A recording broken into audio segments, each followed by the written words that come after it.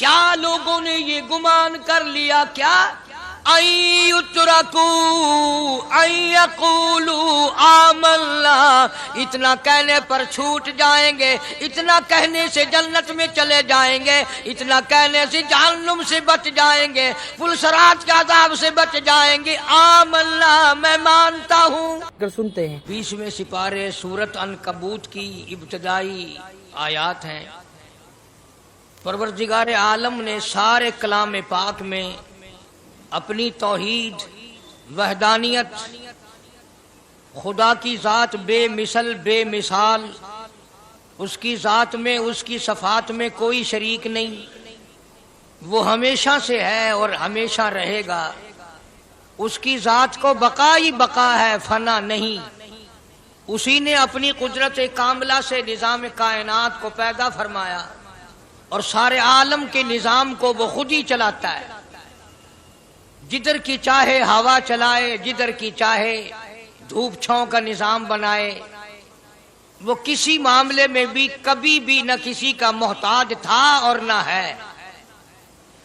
وہ چاہے تو راتوں رات فقیر کو تخت تاج دے کر کے تخت شہنشاہی پہ بٹھا دے، وہ اگر چاہے تو بادشاہ کو اٹھا کر پھانسی لگا دے، وہ چاہے تو ایک کو اتنا دے کہ سنبھالا نہ جائے، اور وہ چاہے تو ایک کو اتنا تنگ کر دے کہ بھوک کی وجہ سے موت آ جائے۔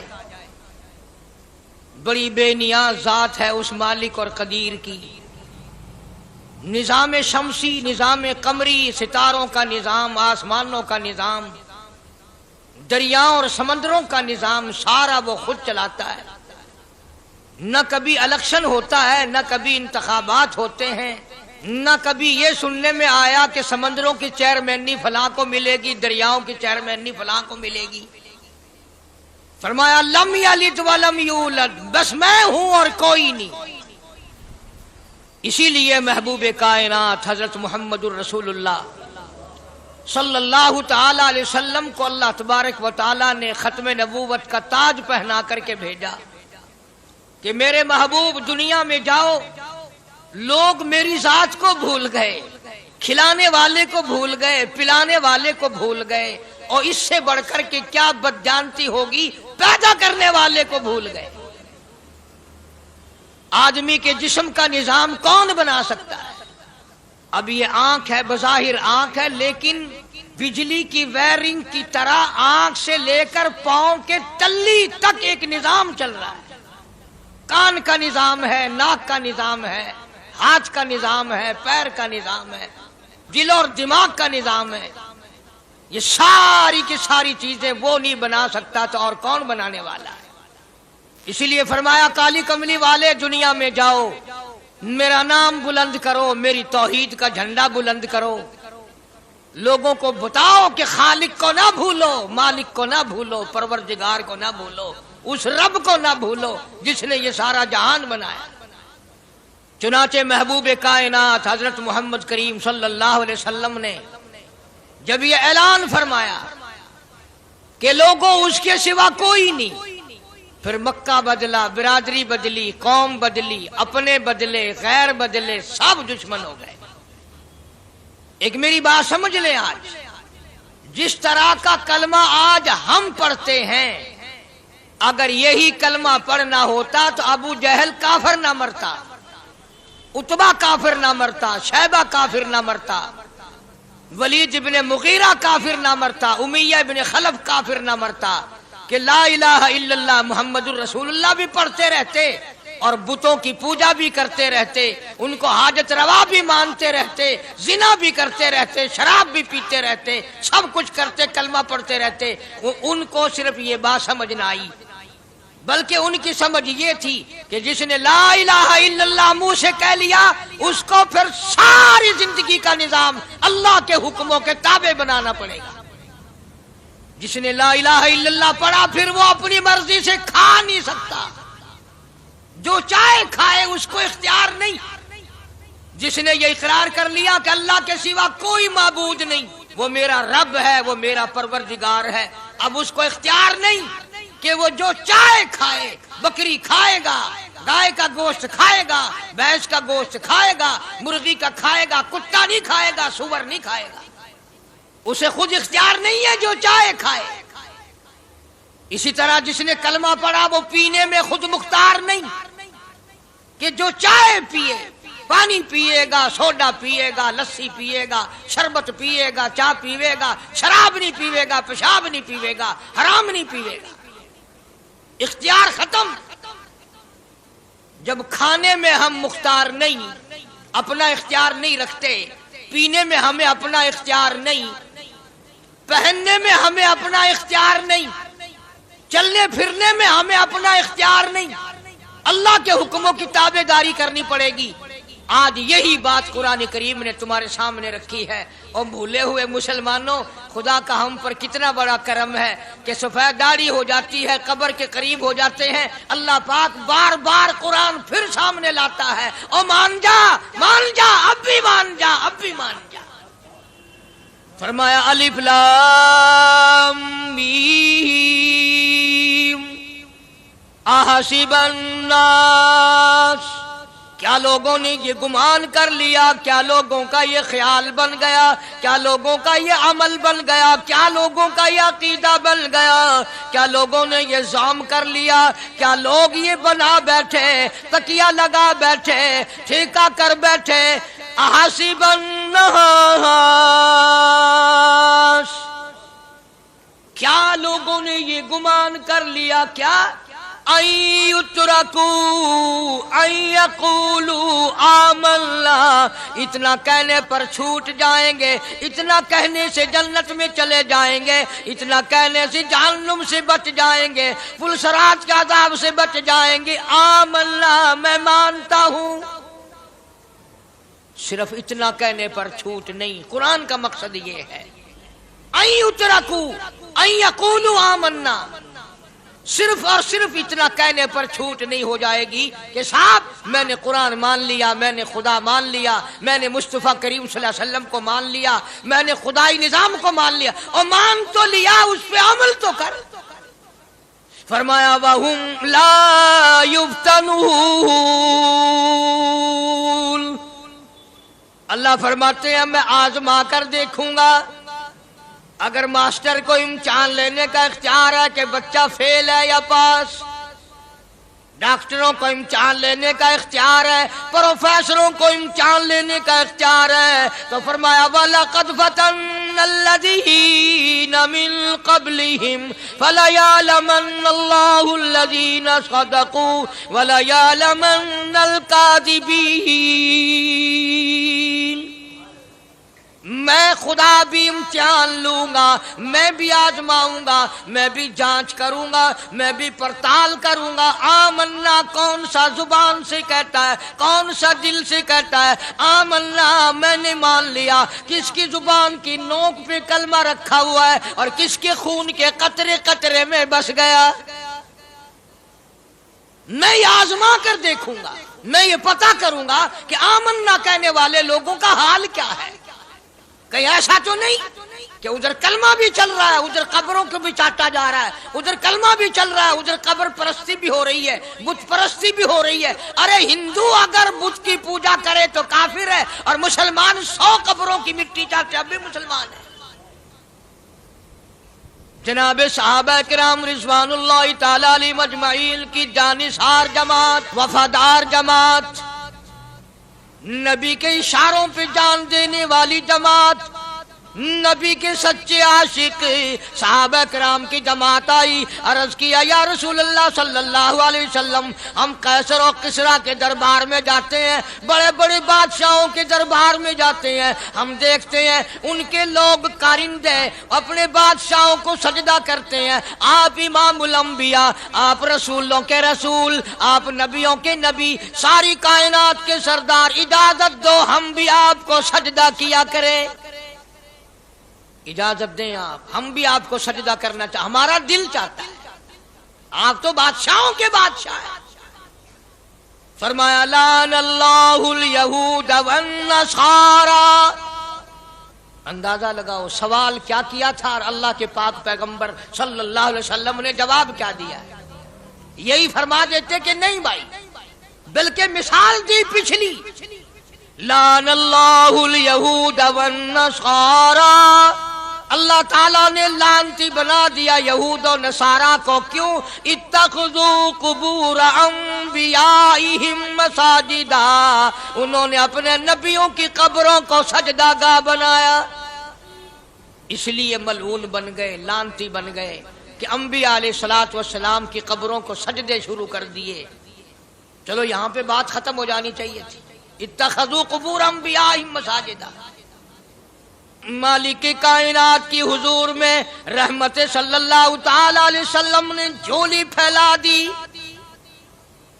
صحابہ اکرام نے ایک سوال کیا، اللہ کے پاک پیغمبر نے اس کا جواب دے دیا، بات ختم ہو گئی، لیکن اللہ کے پاک پیغمبر نے اس بات کو اتنا پختہ کر کے دکھایا اور یہ ثابت کر دیا، میرے صحابہ تم نے سوال کیا، میں نے جواب دے دیا، آگے رب کی حضور میں جھولی پھیلا دی۔ الہ العالمین تیرے دروازے پہ میرا سوال ہے، اللہم لا تجعل قبری اصنام، مولا میری قبر کو سجدہ گاہ نہ بننے دینا، تجھ سے دعا مانگتا ہوں میری قبر کی سجدہ گاہ نہ بنے، میری قبر کو لوگ بتوں کی طرح سے نہ مانے۔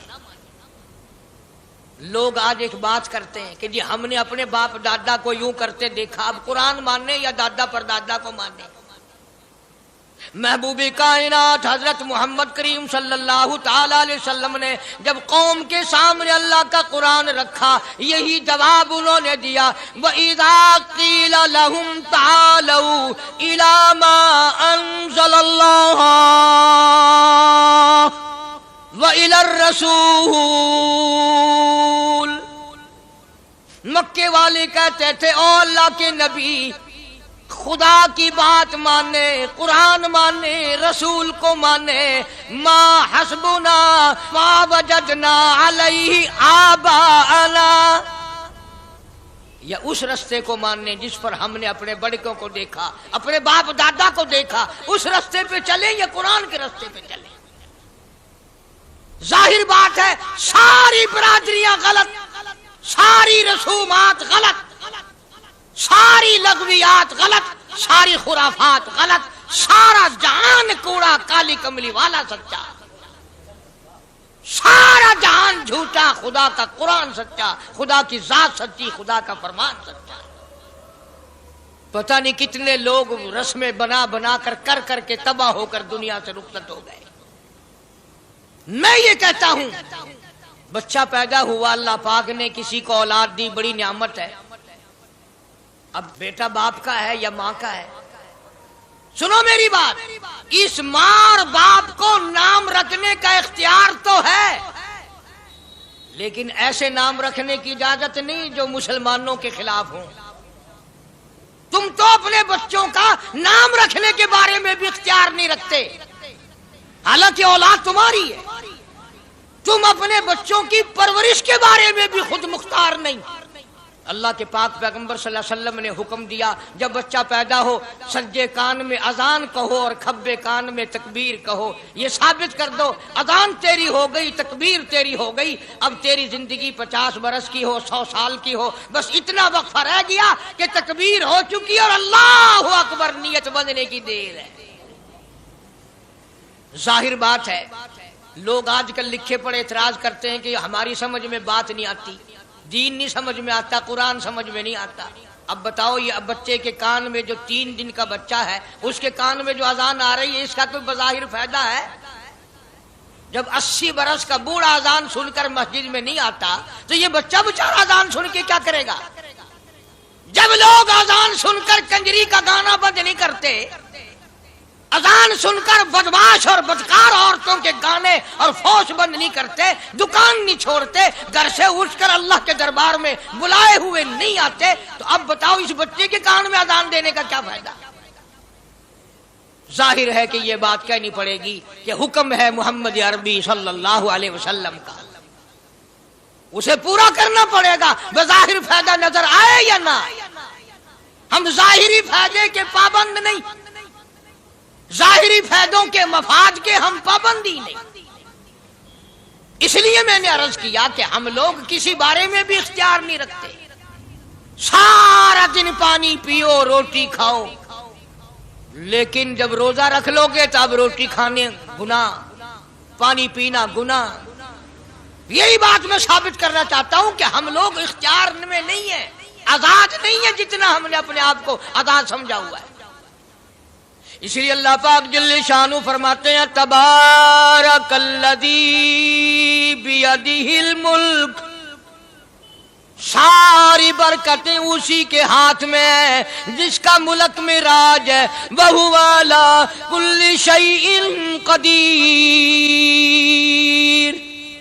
हर चीज पे उसी का कब्जा, उसी की कुदरत, उसी की हिकमत, उसी का इल्म, उसी की बेनियाजी चलेगी, किसी की बात नहीं चल सकती।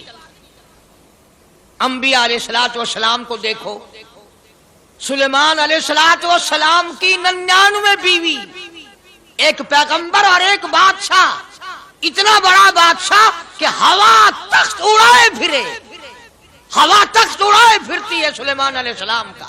सर पे ताजे नबूवत है, नीचे तख्ते शहनशाही है, हवा तख्त को उड़ाती है। जहां सुलेमान अलैहिस्सलाम चाहते हैं हवा उतार देती है, और जहां चाहते हैं हवा उड़ा कर ले जाती है। और पानी का पता लगाने के लिए परिंदे मौजूद हैं, जिन ताबे, इंसान ताबे, परिंदे ताबे, चरिंदे ताबे। मकाम इतना ऊंचा, बादशाहत भी दे दी, नबूवत भी दे दी, पैगंबरी भी दे दी, और इतनी बड़ी अजमत भी दे दी। और हाल ये है कि 99 बीवियों में से एक उंगल का बच्चा पैदा नहीं हुआ। देखिए उसकी बेनियाजी। बादशाह मैंने तुझे बना दिया, नबी मैंने तुझे बना दिया, हवा तख्त तेरा उड़ाए उड़ाए फिरेगी, पूरी दुनिया में तू फिरेगा। बादशाह तेरी, नबूवत तेरी, रसालत मैंने तुझको दे दी, पैगंबरी मैंने तुझको दे दी, जा मेरी मर्जी औलाद नहीं देता। 99 बीवी। तुम्हारा कईयों का दिल तो कर रहा होगा हम भी उस जमाने में पैदा होते तो कम से कम बीवियों का एक लश्कर तो होता। लू कर देखो, शाम को पता लग वैसे घड़ी का क्या टाइम है, जहाँ कोई शौक होवे कट गिनने। बड़ा मुश्किल मकाम है, दो औरतें करके इस जमाने में जन्नत में जाए बड़ा मुश्किल। अल्लाह के पाक पैगंबर सल्लल्लाहु ताला अलैहि वसल्लम का आखिरी वक्त है, मर्जुल मौत है, आखिरी दिन है, आखिरी बीमारी है, मौत बिल्कुल करीब है। जनाब सफिया रज़ियल्लाहु ताला अन्हा को बुलाया, जनाब सौदा रज़ियल्लाहु ताला अन्हा को बुलाया, उम्मे हबीबा रज़ियल्लाहु ताला अन्हा को बुलाया, हजरत हफ्सा रज़ियल्लाहु ताला अन्हा को बुलाया, हजरत ज़ैनब रज़ियल्लाहु ताला अन्हा को बुलाया, उम्मे हबीबा रज़ियल्लाहु ताला अन्हा को बुलाया। सारी घरवालियों को, हमारी माँ को बुलाकर अल्लाह का पाक पैगंबर फरमाते हैं, ओ मेरी घरवालियों, मेरा आखिरी वक्त करीब है, बीमारी बड़ी सख्त है, इजाजत दे दो मैं अपनी बीमारी के दिन आयशा के हुजरे में गुजार लूं। इमामुल अंबिया इजाजत ले रहे हैं, इजाजत ले रहे हैं। तुम नाराज घर बैठी रहो, मेरी बारी थी, मेरी बारी थी, सारी बारी आयशा के हुजरे में रख दी। कितना खुदा का खौफ है, किस कदर दिल में अल्लाह तबारक व तआला का डर है कि किसी हकदार के दिल में भी ये बात ना आ जाए कि मेरी बारी मारी गई।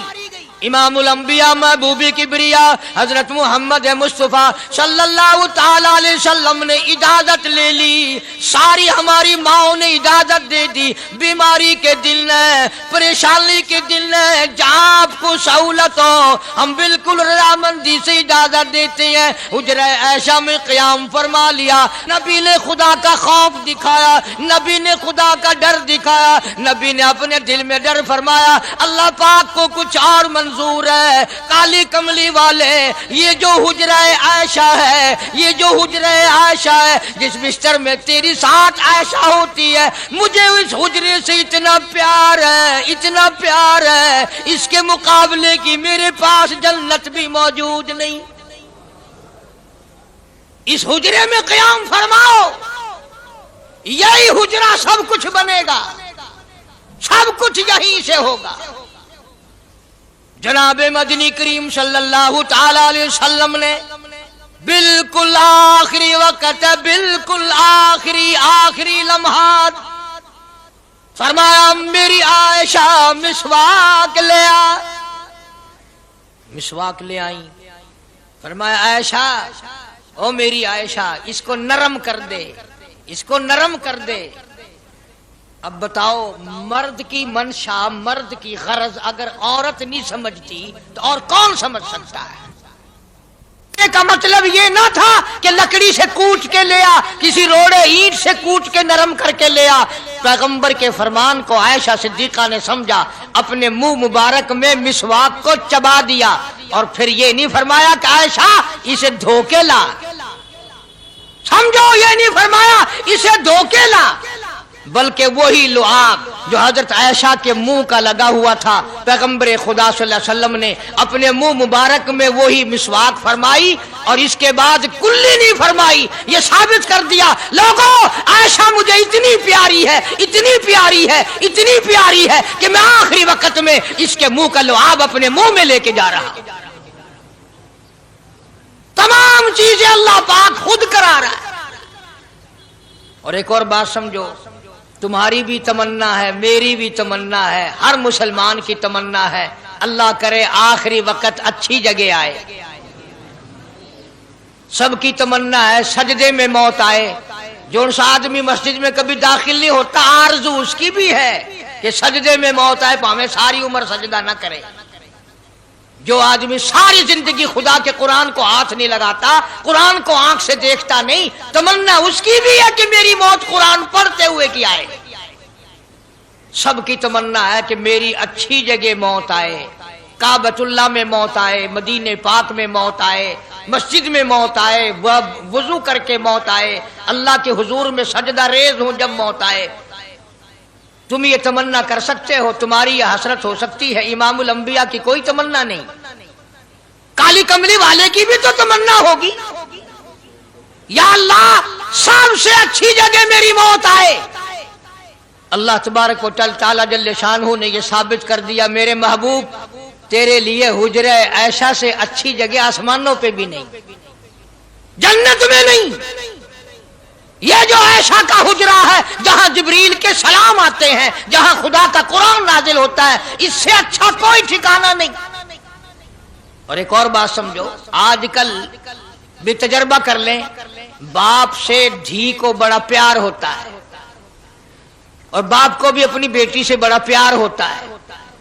یوں ہی اگر منہ بنا دے بیٹی ابا کے سامنے اور اتنا سا لفظ کہہ دے ابا، رونے کی شکل بنا کر، خدا گواہ باپ کا کلیجہ پھٹ جاتا ہے. کیا ہوا بیٹی، دیے کی ہے؟ وہ چپ کر ویندی 10 مینو ہویا کی ہے. چین نہیں آتا جب تک دھی سے پوچھ نہ لے. آخری وقت ہے پیغمبر خدا صلی اللہ علیہ وسلم کا، اور حضرت فاطمہ الزہرا رضی اللہ تعالیٰ عنہ اور عائشہ صدیقہ رضی اللہ تعالیٰ عنہ دونوں موجود ہیں. اور لوگوں، آج ہمیں باپ کو دنیا سے جاتا ہوا بیٹی دیکھ کر گوارا نہیں کر سکتی، تو فاطمہ الزہرا جس کا ابا کالی کملی والا ہو کیسے گوارا کرتی؟ خود حضرت علی فرماتے ہیں رضی اللہ تعالیٰ عنہ کہ پیغمبر کی وفات کے بعد 6 مہینے فاطمہ الزہرا زندہ رہی، کسی نے ہنستی ہوئی نہیں دیکھی. خود حضرت علی گواہ ہے، فرماتے ہیں 6 مہینے میں کبھی پیٹ بھر کے نہیں کھایا، ہر وقت رویا کرتی تھی. کبھی کہتی تھی او لوگو، تم نے کن ہاتھوں سے میرے ابا کی قبر پہ مٹی ڈالی؟ تم نے کن ہاتھوں سے شہنشاہ کائنات صلی اللہ تعالی علیہ وسلم کو قبر مبارک میں رکھ دیا؟ ثابت میں یہ کرنا چاہتا ہوں کہ میرا یہ عقیدہ ہے کہ جناب عائشہ صدیقہ رضی اللہ تعالی عنہا کی گود میں حضور کی وفات ہوئی. آپ کی وفات شریف حضرت عائشہ صدیقہ کی گود میں ہوئی. تو خداوند کریم نے جس نے ساری کائنات کا آپ کو سردار بنایا، رحمت للعالمین بنایا، ساقی کوثر بنایا، شافی محشر بنایا، تمام مسلمانوں کا پوری کائنات کے لیے رحمت بنا کر کے بھیجا، اللہ پاک نے سب سے اچھی جگہ حضرت عائشہ صدیقہ کی گود پسند آ گئی. اس لیے محمد عربی صلی اللہ تعالی علیہ وسلم نے ساری زندگی لا الہ الا اللہ محمد الرسول اللہ لوگوں تک پہنچانے کے لیے مار کھائی. آج ہم کلمہ بھی پڑھ رہے ہیں، جھوٹ بھی بول رہے ہیں، کلمہ بھی ہو رہا ہے، رشوت بھی چل رہی ہے، کلمہ بھی پڑھ رہے ہیں، لوگوں کی دھی بیٹیوں کے ساتھ بدکاری بھی ہو رہی ہے، کلمہ بھی چل رہا ہے، شراب بھی پی رہے ہیں، کلمہ بھی پڑھ رہے ہیں، سور بھی کھا رہے ہیں۔ بتاؤ یہ کیا کلمہ ہے؟ کس کام آئے گا کلمہ؟ حضرات صحابہ کرام رضوان اللہ تعالی علیہم اجمعین کا یہ عالم ہے، جس نے کلمہ پڑھا اس نے پوری زندگی ایک سیکنڈ میں بدل دی، ایک سیکنڈ میں بدل دی۔ جس دن شراب کی حرمت قرآن میں آئی، شراب کا حرام ہونا قرآن میں آیا، صحابہ کے گھروں میں بھی تھی، مسلمانوں کے گھروں میں بھی شراب تھی، لیکن جب شراب کی حرمت کا حرام ہونے کا قرآن نے اعلان کیا، میں دعوے سے کہتا ہوں، ذمہ داری سے کہتا ہوں، مدینے میں یہودی بھی تھے، ادھر ادھر عیسائی بھی تھے، جو کسی صحابی نے یہ سوچا ہو چلو ہمارے لیے تو حرام ہے، اس کے 4 پیسے تو بنا لیں، یہودیوں کو بیچ دیں، عیسائیوں کو بیچ دیں، وہ تو پابند نہیں، پیسے تو بنائیں۔ بلکہ علماء نے لکھا ہے کہ مدینے کی گلیوں میں شراب کا دریا بہہ پڑا، مٹکے توڑ دیے، سرائیاں توڑ دی، بوتلیں مار مار کے دیواروں میں توڑ دی، قرآن آیا، اس کے بعد آخری دم تک کسی صحابی نے پینا تو کیا اس برتن کو بھی ہاتھ نہیں لگایا جس میں شراب تھی۔ آج ہم تو اپنے لیے مسئلہ نکال لیتے ہیں۔ اب یہ جتنے غریب لوگ ہیں فیم کھاتے رہتے ہیں، چرس پیتے رہتے ہیں، ہریون کھاتے رہتے ہیں، اور اپنے آپ کو ہر وقت کہتے ہیں میں غریب ہاں، کہاں میرا حساب، کہاں میرا عذاب، کہیں میری جنت، کہاں میرا دوزخ وجنا۔ اچھا تیری خدائی بھئی ہے؟ تمام کے تمام یہ عیب غریبوں نے پکڑ لیے، اس لیے اللہ پاک جل شانہ نے اعلان کر دیا، فرمایا احسب الناس، کیا لوگوں کا یہ گمان ہے، ان یترکوا، چھوڑ دوں گا میں، ان یقولوا آمنا، صرف آمنا کہنے پر چھوڑ دیے جائیں گے، وہم لا یفتنون، میں آزما کر دیکھوں گا کہ لا الہ الا اللہ محمد الرسول اللہ کے مطابق زندگی ہے کہ نہیں، میرے محبوب کے صورت کے مطابق صورت بنی کہ نہیں، لباس بنا کہ نہیں، کھانا پینا میرے محبوب کی اطاعت کرتے ہوئے غلامی میں کرتا ہے یا خود مختار ہو کر کے کرتا ہے۔ اب ایک سانس میں پانی پی لینا یہ عیسائیوں کی عادت ہے۔ آقا مدنی محمد عربی صلی اللہ علیہ وسلم نے فرمایا 3 سانس لے کر کے پیو، اب پیٹ بھی بھر گیا، پانی بھی پیٹ میں چلا گیا، اور کالی کملی والے کی غلامی بھی ہو گئی۔ فرمایا بسم اللہ کر کے پیو، دوسری غلامی ہو گئی، سجے ہاتھ سے پیو، تیسری غلامی ہو گئی، کھانا کھاؤ بسم اللہ پڑھ کے شروع کرو۔ کئی آدمی اگر ایک برتن میں کھائیں تو اپنے آگے سے کھاؤ، یہ نہیں کہ آلو پرلی طرف دھکیلتے جاؤ، بوٹیاں بوٹے اٹھا کے کھاتے جاؤ۔ تمام چیزیں بتائی ہیں محبوب کائنات صلی اللہ علیہ وسلم نے، فرمایا کھانے سے پہلے ہاتھ دھو لو، گیلے گیلے ہاتھوں سے، سننے سننے ہاتھوں سے کھانا کھاؤ، برکت ہوگی۔ یہ تو ہے نبی کی سنت۔ اور یہ بھی فرمایا، حضرت عائشہ رضی اللہ تعالیٰ عنہ فرماتی ہیں، سبحان اللہ، ہماری ماں نے ہمیں کیا کیا بتایا کہ اگر کئی آدمیوں کا کھانا گھر سے جاتا، جب برتن واپس آتے، حضرت عائشہ فرماتی ہے رضی اللہ تعالیٰ عنہ کہ برتنوں کو دیکھ کر میں سمجھ جاتی تھی کہ محبوب کائنات صلی اللہ علیہ وسلم نے اس پیالے میں کھانا کھایا۔ کسی نے پوچھا حضرت عائشہ سے کیسے پتہ چل جاتا تھا آپ کو؟ فرماتی ہیں وہ اتنا صاف کیا برتن ہوتا تھا، وہ اتنا چاٹ لیا ہوتا تھا کہ اس کے دھونے کی ضرورت نہیں رہتی تھی۔ اب نبی کی سنت ہے برتن کو صاف کرنا، چاٹنا، اور انگریز کی سنت ہے کہ بوٹیاں ساری کھا جاؤ، آلو کا ایک ڈکرا چھوڑ دو۔ انگریز کی سنت پہ آج مسلمان عمل کرتا ہے، کافر بے ایمان کی بات اپنائی، کالی کملی والے کی سنت کو ٹھکرایا۔ کھانا کتنا ضائع۔ اب یہ شادیاں ہیں، اگر کوئی فقیر مانگنے آ جائے، چل ابھی تو برات بھی نہیں آئی پہلے مانگنے آ گیا، کوئی بھیک مانگنے آ گئی، جب نکاح تھی یا نہیں، جن کھادا نہیں، تو پہلے بوکر گندی کھڑی ہے۔ اور ان کے کھانے کے ساتھ ساتھ اتنا برباد ہوتا ہے کھانا، اتنا برباد ہوتا ہے۔ حدیث پاک میں آتا ہے رزق کی بے ادبی کرنے سے رزق میں کمی آتی ہے۔ اللہ کی عطا کردہ روزی کی بے ادبی نہ کرو، اس کی قدر کرو۔ اسی لیے حکم ہے دسترخوان بچھا کر کے کھانا کھاؤ، جو بھورے گرے ہیں پیروں کے نیچے نہ ملو، رزق بد دعا کرے گا، بلکہ ان بھوروں کو اٹھا کر کیڑیوں کے مکوڑوں کے سوراخ پہ ڈال دو۔ ایک رزق کی حفاظت ہوگی، دوسرے مخلوق کھائے گی، کیڑیاں کھائیں گی، تجھے دعائیں دیں گی۔ حضرت بہلول رحمت اللہ علیہ ایک بزرگ گزرے ہیں، ہارون الرشید کا زمانہ ہے۔ ہارون الرشید کی بیگم زبیدہ بڑی مقدروں والی تھی، بڑی نیک مائی تھی۔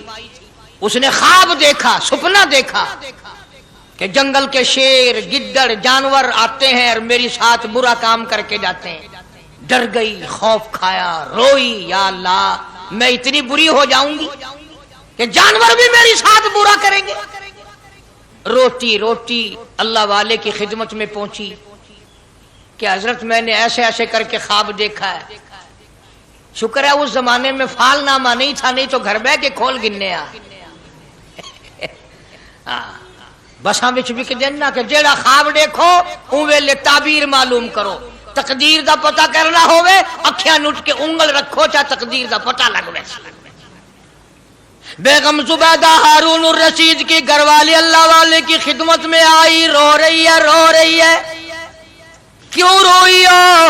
کہنے لگی ایسا ایسا میں نے خواب دیکھا، سپنا دیکھا، جنگل کے بڑے بڑے موذی جانور چیر پھاڑ کر بھیڑیے بگیاڑ شیر سارے آتے ہیں، میری ساتھ برا کام کر کے جاتے ہیں۔ اللہ والے نے آواز دی مبارک ہو، تو کوئی ایسا کام کرے گی جس سے جنگل کے جانوروں کو بھی فائدہ پہنچے گا۔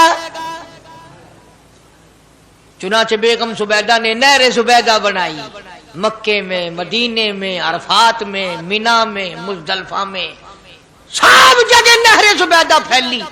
کروڑوں انسانوں نے پانی پیا، پرندوں نے، چرندوں نے، درندوں نے پانی پیا۔ تو بیگم زبیدہ ہارون الرشید کی گھر والی حضرت بہلول کے پاس چلی گئی، دریا کے کنارے بیٹھا تھا اللہ والا۔ دیکھو لوگ ہمیں کہتے ہیں کہ یہ ولیوں کو نہیں مانتے، وہ بدبختوں ولیوں کو تو مانتے ہیں، ٹھگوں کو نہیں مانتے، ڈاکوؤں کو نہیں مانتے۔ کون کہتا ولیوں کو نہیں مانتے؟ ہم اس کو نہیں مانتے، نہ داڑھی نہ مونچھ، صفا بالکل گونگلو بنا ہوا جڑا ہوئے نا، نہ نیتی نہ قضا کیتی، سانو اے پیروارا نہیں کھاندا۔ جو نماز نہ پڑھے، جس کی شکل محمد کریم صلی اللہ علیہ وسلم جیسی نہیں، جس کی شکل صدیق سے نہ ملے، جس کی شکل علی مرتضیٰ سے نہ ملے، جس کی شکل حسین سے نہ ملے، جس کی شکل سید عبد القادر جیلانی سے ملے، وہ چمچیر تھی سکتا ہے، پیر نہیں تھی سکتا، وہ چمچیر ہے۔ زبیدہ گئی، بہلول سے پوچھا کیا کر رہے ہو؟ انہوں نے کہا جنت بیچ رہا ہوں، بہشت بیچ رہا ہوں۔ انہوں نے کہا کتنے کی؟ کہ 500۔ زبیدہ نے 500 دے دیے، بہلول نے لیے اور دریا میں پھینک دیے۔ زبیدہ کہنے لگی ہائے ہائے ہائے ہائے۔ انہوں نے کہا کیوں؟ پیسے دریا میں پھینک دیے، نہ تیرے کام آئے نہ میرے نہ کسی کے کام آئے۔ اس نے کہا وپار کی بات ہے، کاروبار ہے، میرا مال ہے تیرا تو نہیں، جنت تیری ہو گئی، وڈی میری ہو گئی، میری وردی۔ احترام تھا، لوگ بکواس نہیں کیا کرتے تھے اس زمانے میں۔ آج کل تو اولاد ماں باپ سے حیا نہیں کرتی، عورت خامن سے حیا نہیں کرتی، شاگرد استاد کا حیا نہیں کرتا، مرید اپنے پیر کا حیا نہیں کرتا۔ چلی گئی، جا کے سو گئی، خواب میں دیکھا کہ بہت اعلیٰ درجے کا گلشن ہے، باغیچہ ہے، شاندار محل ہے۔ پوچھا یہ کیا چیز ہے؟ جواب ملا یہ تیری خریدی ہوئی جنت ہے۔ اگلے دن پھر پہنچی، بہلول وہیں بیٹھے ہیں۔ پوچھا کیا کر رہے ہو؟ کہ جنت بیچ رہا ہوں۔ کتنے کی؟ کہ 5000 کی۔ انہوں نے کہا توبہ توبہ، اتنا مہنگا ہو گیا ایک دن میں۔ انہوں نے پوچھا بہلول منڈی میں مال نہیں رہا یا خریدار زیادہ آ گئے؟ بھی مہنگا ہونے کی دو ہی صورتیں ہیں نا، یا مال مکون جائے یا خریدار ڈھیر آون جائے، یا مال ختم ہو جائے یا خریدار زیادہ آ جائے۔ انہوں نے کہا بہلول بہت مہنگی ہو گئی ایک رات میں جنت۔ انہوں نے کہا زبیدہ کل میری زبان پہ یقین کر کے خریدی تھی، آج جنت دیکھ کے آئی ہے۔ کل میری زبان پہ یقین کیا تھا، آج آنکھوں سے دیکھ کر آئی ہے، آنکھوں کے دیکھنے نے مہنگا کر دیا۔ اس نے پھر بھی یہ نہیں سوچا کہ چلو کل خرید تو لی ہے، زیادہ جنت کو آپ کیا کریں گے، کرائے پہ تھوڑی دینی ہے جنت، کچھ تو ساڑھے بھی ہو گیا نا، تو آخیا چل جتنی مرضی آوے مہنگی کرا سا، تو اپنی گدی کھڑے ہیں، جتنی مرضی آوے مہنگی کر دو۔ زبیدہ نے 5000 دیے اور اس کے حوالے کر دیے، بہلول نے لے کر پھر دریا میں پھینک دیے۔ پھر زبیدہ کو تکلیف ہوئی، اس نے کہا یہ کیا کیا تم نے؟ فرمایا کملی تجھے پتہ نہیں، اس اگلے علاقے میں قحط پڑا ہوا ہے، لوگ مرد عورت بچے بھوکے مر رہے ہیں، بھوکے مر رہے ہیں لوگ، میں جو یہ پیسے پھینکتا ہوں مچھلیاں اپنے منہ میں لے کر پانی کے بہاؤ کے ساتھ ساتھ چلتی ہیں، آگے بھوکے لوگوں نے کانٹے لگا رکھے ہیں، جال لگائے ہوئے ہیں، وہ مچھلیاں پکڑ لیتے ہیں، ان کا جب پیٹ چاک کرتے ہیں اندر سے آٹے کے پیسے نکل آتے ہیں، وہ بھوکے روٹی کھا کر تجھے بھی دعا دیتے ہیں، مجھے بھی دعا کرتے ہیں۔ مخلوق کا بھلا منانا سب سے بڑی عبادت ہے۔ آج یہی چیز تو مسلمان سے چھوٹ گئی کہ وہ صرف اپنی پیٹ پرستی کرتا ہے، اپنی غرض پرستی کرتا ہے، اپنی نفس پرستی کرتا ہے، انسانیت کے مقام پر نہیں سوچتا کہ دوسرا بھی میرے جیسا انسان ہے، اس کے بھی پہلو میں دل ہے، اس کو بھی پیٹ لگا ہوا ہے، اس کے بھی بال بچے ہیں، اس کی مجبور اپنا سب کچھ سامنے ہے ہر آدمی۔ اس لیے قرآن کریم نے اعلان کر دیا کہ تم کلمہ پڑھ کے جنت کے ٹھیکیدار نہ بنو، جنت بڑی اوکھی ہے، جنت کی قیمت پوچھنی ہو بلال سے پوچھ کے آ، جنت کی قیمت زنیرہ سے پوچھ کے آ جس کی آنکھیں نکال دی گئی، ابو فقیہہ سے پوچھ کے آ جس کی پسلیاں توڑ دی گئی۔ اس لیے میں نے یہ عنوان عرض کر دیا کہ چھڑا کلمہ کافی نہیں، بلکہ کلمے والی زندگی بنانی پڑے گی، کلمے کے مطابق اپنے آپ کو چلانا پڑے گا، نماز آئے گی، روزہ آئے گا، زکوٰۃ آئے گی، حج آئے گا، شرک چھوڑنا پڑے گا، بدعت چھوڑنی پڑیں گی، لغویات اور بکواسات سے پرہیز کرنا پڑے گا، حرام کھانا نہیں چھوڑنا پڑے گا، حرام پینا چھوڑنا پڑے گا، حرام دیکھنے کی اجازت نہیں، حرام سننے کی اجازت نہیں، حرام پکڑنے کی اجازت نہیں۔ اس لیے اللہ تبارک و تعالیٰ قرآن کریم میں اعلان کرتے ہیں کہ میں بھی تو دیکھتا ہوں کہ کلمہ اس نے زبان کی نوک سے پڑھا یا دل سے پڑھا، اگر دل سے پڑھا تو یہ ساری چیزوں کی پرہیزگاری کرے گا، مانے گا، ہدایت یافتہ بن کر کے جائے گا۔ جس چیز سے پیار ہوتا ہے، جس چیز سے محبت ہوتی ہے، یا یوں کہو جس آدمی سے محبت ہوتی ہے اس کی ہر چیز سے پیار ہوتا ہے۔ یہ ممکن نہیں کہ ایک آدمی یہ کہے کہ تیری شکل سے تو مجھے پیار ہے پر تیری آنکھوں سے بڑی نفرت ہے، اس کے انگ انگ سے محبت ہوتی ہے، حتیٰ کہ اس کے کپڑوں سے بھی پیار ہوتا ہے، اس کی آل اولاد سے بھی انس اور محبت ہوتی ہے۔ وہ کہتے ہیں نا مکاں کو ہے زینت مکیں کے قدم سے، ظرف کی قیمت جو ہے وہ مظروف کی وجہ سے بنتی ہے۔ اب دنیا میں اسلام اور ایمان کی بنیاد یہی چیز بنے گی کہ جیسے کہ حضور کریم صلی اللہ علیہ وسلم کی ذات اقدس سے محبت ہے، پیار ہے، عظمت ہے، تعلق ہے، اسی طرح سے صحابہ کرام ہو یا نبی کا خاندان ہو یا نبی کا مکان ہو یا نبی کا لایا ہوا دین ہو، ہر چیز سے پیار ہونا چاہیے۔ یہ نہیں کہ حضور کریم صلی اللہ علیہ وسلم کی ذات اقدس سے تو محبت ہو، پیار ہو، تعلق ہو اور آپ کے نظام سے نفرت ہو، پھر مسلمانی نہیں۔ خاندان نبوت سے بھی پیار کرنا پڑے گا اور ہونا چاہیے۔ اسی لیے میری ایک بات دل کی تختی پہ لکھ کے لے جاؤ کہ ہمارے نبی کی بات بھی نرالی اور ہمارے نبی کی جماعت بھی نرالی، ہمارے نبی کی ذات بھی نرالی، شان بھی نرالی، شہر بھی نرالا، ملک بھی نرالا۔ کیا چیز عرض کر کے میں آپ کو سمجھاؤں؟ اللہ پاک کو کیا ضرورت پڑی تھی مکے مدینے کی گلیوں کی قسم کھانے کی؟ خدا کو شوق چڑھا کہ پتھروں کی قسم کھانا؟ فرمایا لا اقسم بہذا البلد، میرے محبوب جن گلیوں میں تیرے قدم لگے ہیں مجھ خدا کو ان گلیوں کی قسم، ان شہروں کی قسم، اس وطن کی قسم۔ انناس وہاں نہیں پیدا ہوتا، سیب وہاں نہیں پیدا ہوتا، انگور وہاں نہیں پیدا ہوتا، غلہ کھانے پینے کا سامان وہاں کچھ نہیں پیدا ہوتا، ہیں پہاڑ اور پہاڑ بھی خشک، لیکن محبوب جہاں رہتا ہو اس کی ہر چیز سے پیار ہوتا ہے۔ یہ مثال دینی تو نہیں چاہیے، ویسے سمجھانے کے لیے کہتا ہوں۔ مجنو کو ایک اونٹ والا آدمی مل گیا، اس نے مجنو نے پوچھا کہ تو کہاں چلا ہے؟ تو مشہور تو تھا ہی، لوگ جانتے تھے کہ یہ مجنون ہے، کہ لیلا کے شہر چلاؤں کہ میرا سلام کہیو بہت بہت، کہ اچھی بات۔ آدھا میل وہ اونٹ والا چلا، پھر دوڑ کے بھاگ کے اسے رلا، کہنے لگا میرا پیغام یاد ہے؟ کہ ہاں یاد ہے، کہ زور زور سے سلام کہنا۔ آدھا میل 1 میل پھر چلا وہ اونٹ والا، پھر دوڑ کے مل گیا، حتیٰ کہ اس شہر میں ہی پہنچ گیا جہاں اس نے جانا تھا۔ اونٹ والا کہنے لگا رے میرا سر کھاتے کھاتے تو نے یہ وقت کر دیا، تو خود ہی جا کے سلام کہہ لے، اب تو شہر وہی آ گیا، میں کیا کہوں گا۔ تو جب شہر کے اس علاقے میں گیا جہاں لیلا رہتی تھی، تو گلی سے کتا نکلا، مجنون نے بیٹھ کے کتے کے پاؤں چومنے شروع کر دیے۔ لوگ کہنے لگے پاگل ہے، گدھا ہے، دیوانہ ہے۔ مولانا روم فرماتے ہیں، کہنے لگا پائے سگ بوسیدہ مجنو خلقش گفتہ اینچ بہود، پائے سگ بوسیدہ مجنو خلقش گفتہ اینچ بہود، گفت مجنو گاہے گاہے کوئے لیلا رفتہ بہود۔ لوگوں نے کہا پاگل، کتے کے پاؤں چوم رہا ہے، تیری عقل ماری گئی۔ مجنو کہنے لگا پہلے اپنی آنکھوں کا تو علاج کرو، تمہیں کتا تو نظر آتا ہے، یہ نظر نہیں آتا، یہ آیا کس کی گلی سے ہے، نکلا کس کی گلی میں سے ہے۔ جب دل میں کوئی بات سما جائے پھر یہی حال بنا کرتا ہے۔ جنگل میں بیٹھا ہوا مجنو یوں انگلی سے لکیریں نکال رہا تھا، کچھ لکھ رہا تھا اور دیکھ رہا تھا۔ کسی نے پوچھ لیا کیا کر رہا ہے یہاں جنگل میں بیٹھا ہوا؟ کہنے لگا گفت نقشے نام لیلا می رقم، گفت نقشے نام لیلا می رقم، خاطر خود را تسلی میں دہم۔ کہنے لگا لیلا کا نام لکھ لکھ کر دیکھتا ہوں، تسلی دیتا ہوں اپنے دل کو۔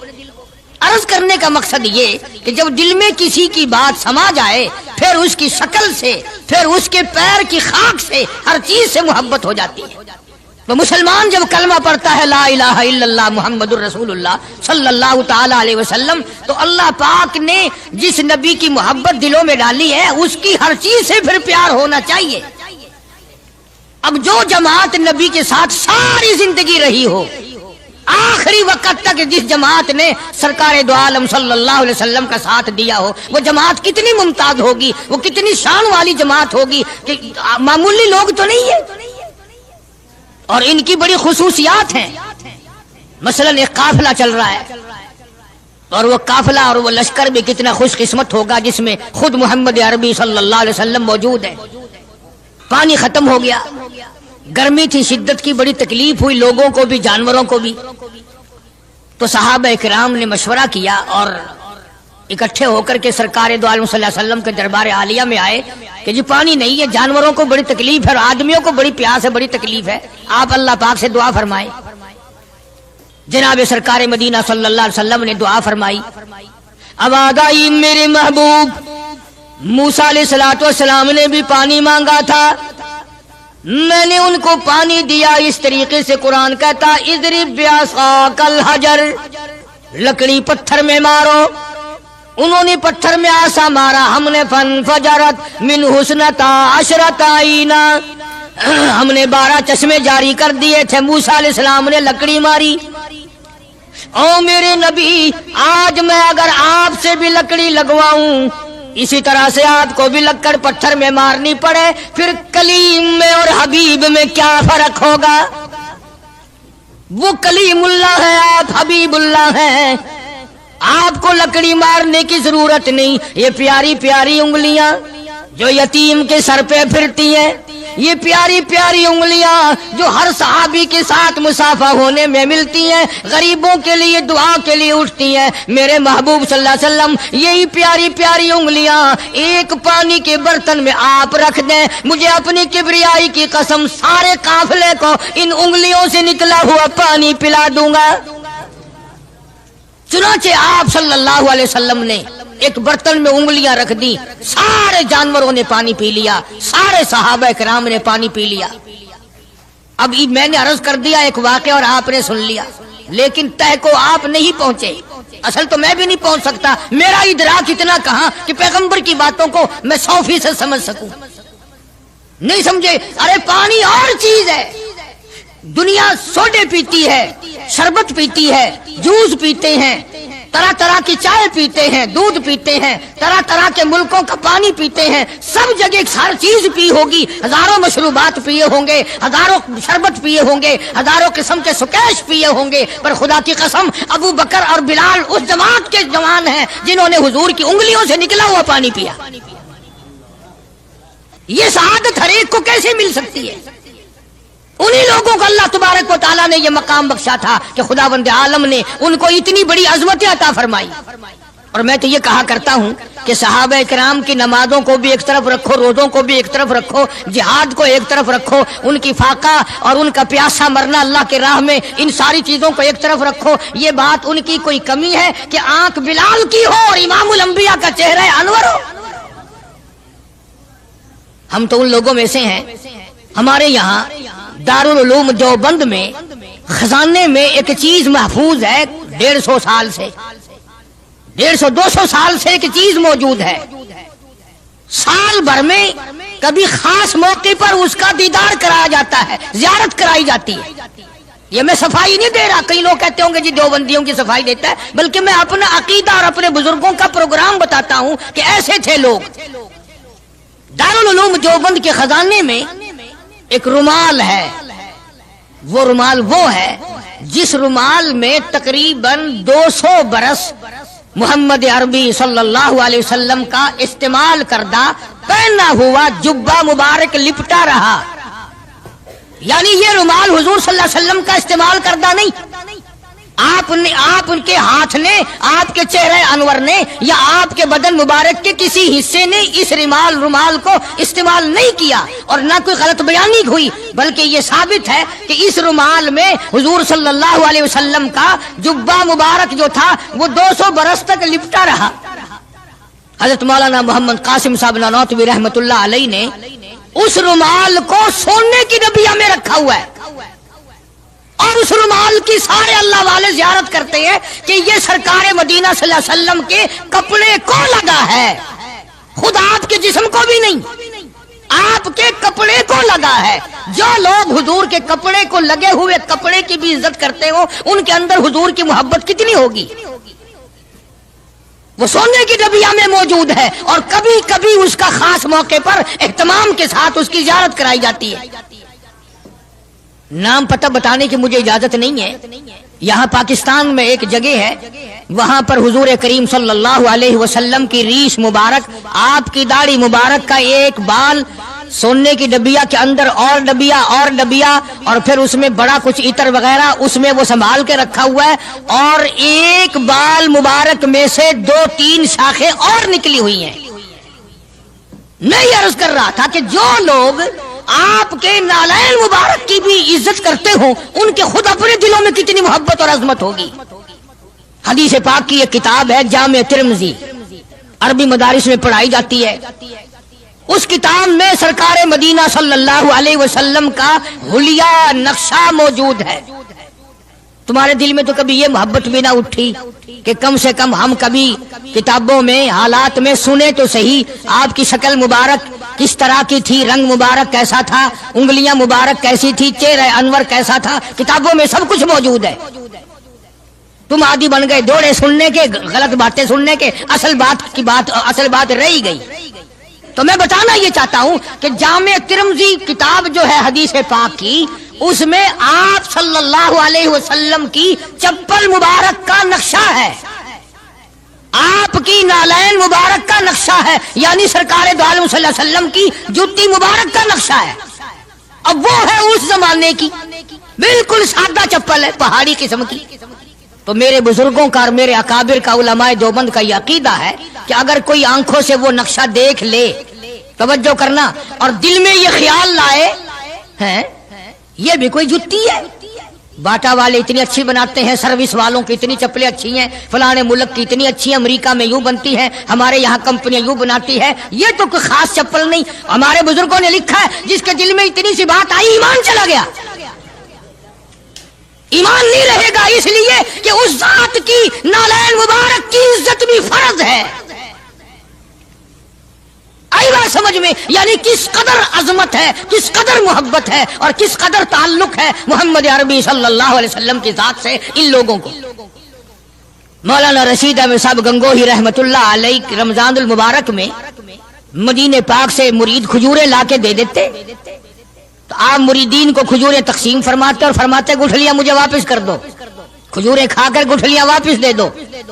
हजरत क्या करते, उन गुठलियों को इकट्ठा करके हावन दस्ते में कूटकर सफूफ बनाकर रख लेते और रमजान शरीफ में जिस पानी से रोजा इफ्तार करते वो गुठलियों वाला सफूफ उसमें मिलाकर पीते कि ये मेरे आका के शहर की गुठलियां हैं। कितनी बड़ी इज्जत है। उस जमाने में बिजलियां नहीं होती थी, चिराग जलते थे हुजूर करीम सल्लल्लाहु अलैहि वसल्लम के गुंबद खिदरा पे, जहां हर वक्त अल्लाह की रहमतें बरसती हैं। अल्लाह हर एक को ज़ियारत नसीब फरमाए। 24 घंटे फरिश्ते सलाम पढ़ रहे हैं, सलात पढ़ रहे हैं, दुरूद पाक पढ़ रहे हैं, चारों तरफ से रहमत ही रहमत बरस रही है। तो जैतून तेल जलता था, किसी मुरीद ने हजरत को लाके वो चिराग का बचा हुआ तेल, एक तो जैतून वैसे बकबका होता है, जैतून का तेल कोई जायकेदार नहीं होता, वैसे ही बकबका, और फिर उस चिराग का बचा हुआ जो जल चुका हो और भी ज्यादा बदबूदार हो जाता है। लेकिन मौलाना रशीद अहमद गंगोही रहमतुल्लाह अलैह को जब किसी ने लाके दिया तो हजरत ने वो बचा हुआ चिराग का तेल खड़े होके पिया। तो किसी ने पूछा हजरत ये क्यों? फरमाया तुझे क्या मालूम है, ये उस चिराग का बचा हुआ तेल है जो काली कमली वाले सल्लल्लाहु अलैहि वसल्लम के रोजा अक़दस पे जल रहा था। मौलाना मोहम्मद कासिम साहब नौनौतवी रहमतुल्लाह अलैह को किसी ने मदीने पाक से रुमाल लाके दिया, आप उसको चूमने लगे, आंखों से लगाने लगे। तो किसी ने कहा हजरत क्या चूम रहे हो, ये तो इटली का बना हुआ रुमाल है, मदीने में रुमाल थोड़े ही बनते हैं, ये तो इटली का फला मुल्क का बना हुआ, जर्मन का बना हुआ रुमाल है, आप चूम रहे हैं इसको, ये मदीने में थोड़ी फैक्ट्री कोई रुमालों की कारखाना है। फरमाया नहीं ठीक है, मुझे भी पता है बनाया जर्मन वालों ने है, बना इटली में है, लेकिन ये बात तो देख, मैं तो इसलिए चूम रहा हूँ कि मदीने की हवा इसको लगी है, मदीना मुनव्वरा की इसको हवा लग गई है, इसलिए मैं मोहब्बत में चूम रहा हूँ। अर्ज करने का मकसद ये कि इन लोगों के दिलों में प्यार होता है तो प्यार के इजहार के तरीके होते हैं, मोहब्बत कभी नहीं छुपी रहा करती। मौलाना मोहम्मद कासिम साहब नौनौतवी रहमतुल्लाह अलैह जब मदीने पाक पहुंचे, कई मील इधर को जूता उतार दिया, रात का वक्त था, पैर जख्मी हो रहे हैं, सवारी खाली चल रही है। किसी ने अर्ज किया हजरत सवारी पे सवार हो जाओ, पांव जख्मी हो रहे हैं। फरमाया मदीना मेरे आका का शहर है, सवारी पे चढ़कर दाखिल होते हुए मदीने पाक में शर्म आती है, मदीने जैसे शहर में सवारी पे चढ़कर दाखिल हो।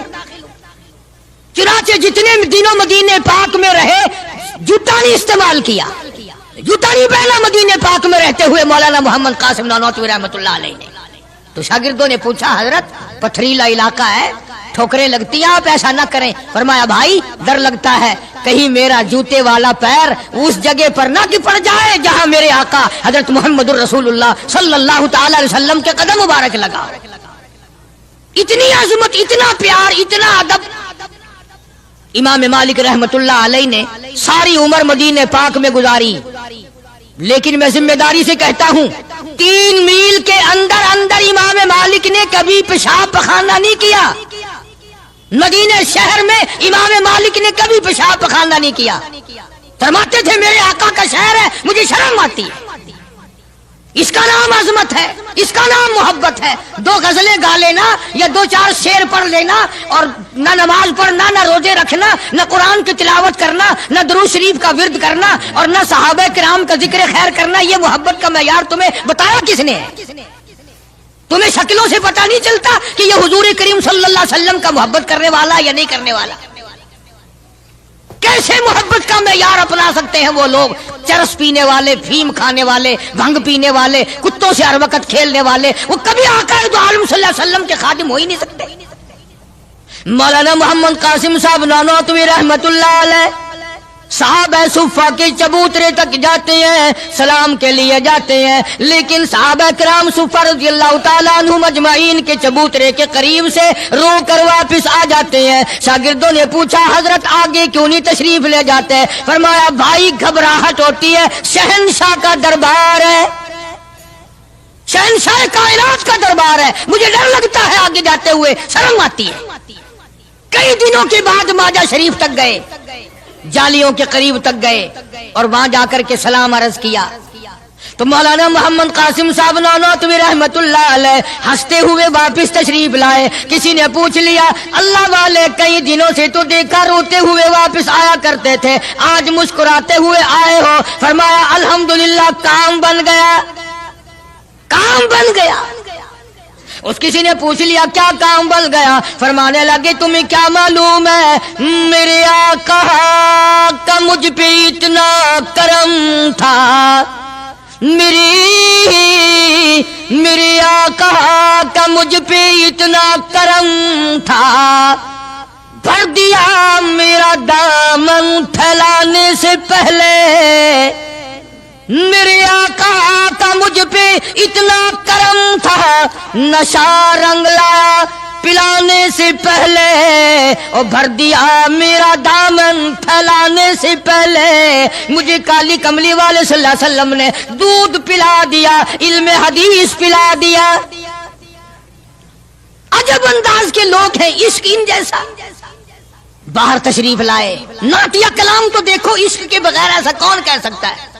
یوں فرماتے ہیں جیوں تو سگانے, جیوں تو سگانے حرم کے ساتھ پھروں, او میری مولا بقایا زندگی اگر میری ہے, میرا مدینے کے کتوں میں شمار کر دے, میں بڑا راضی.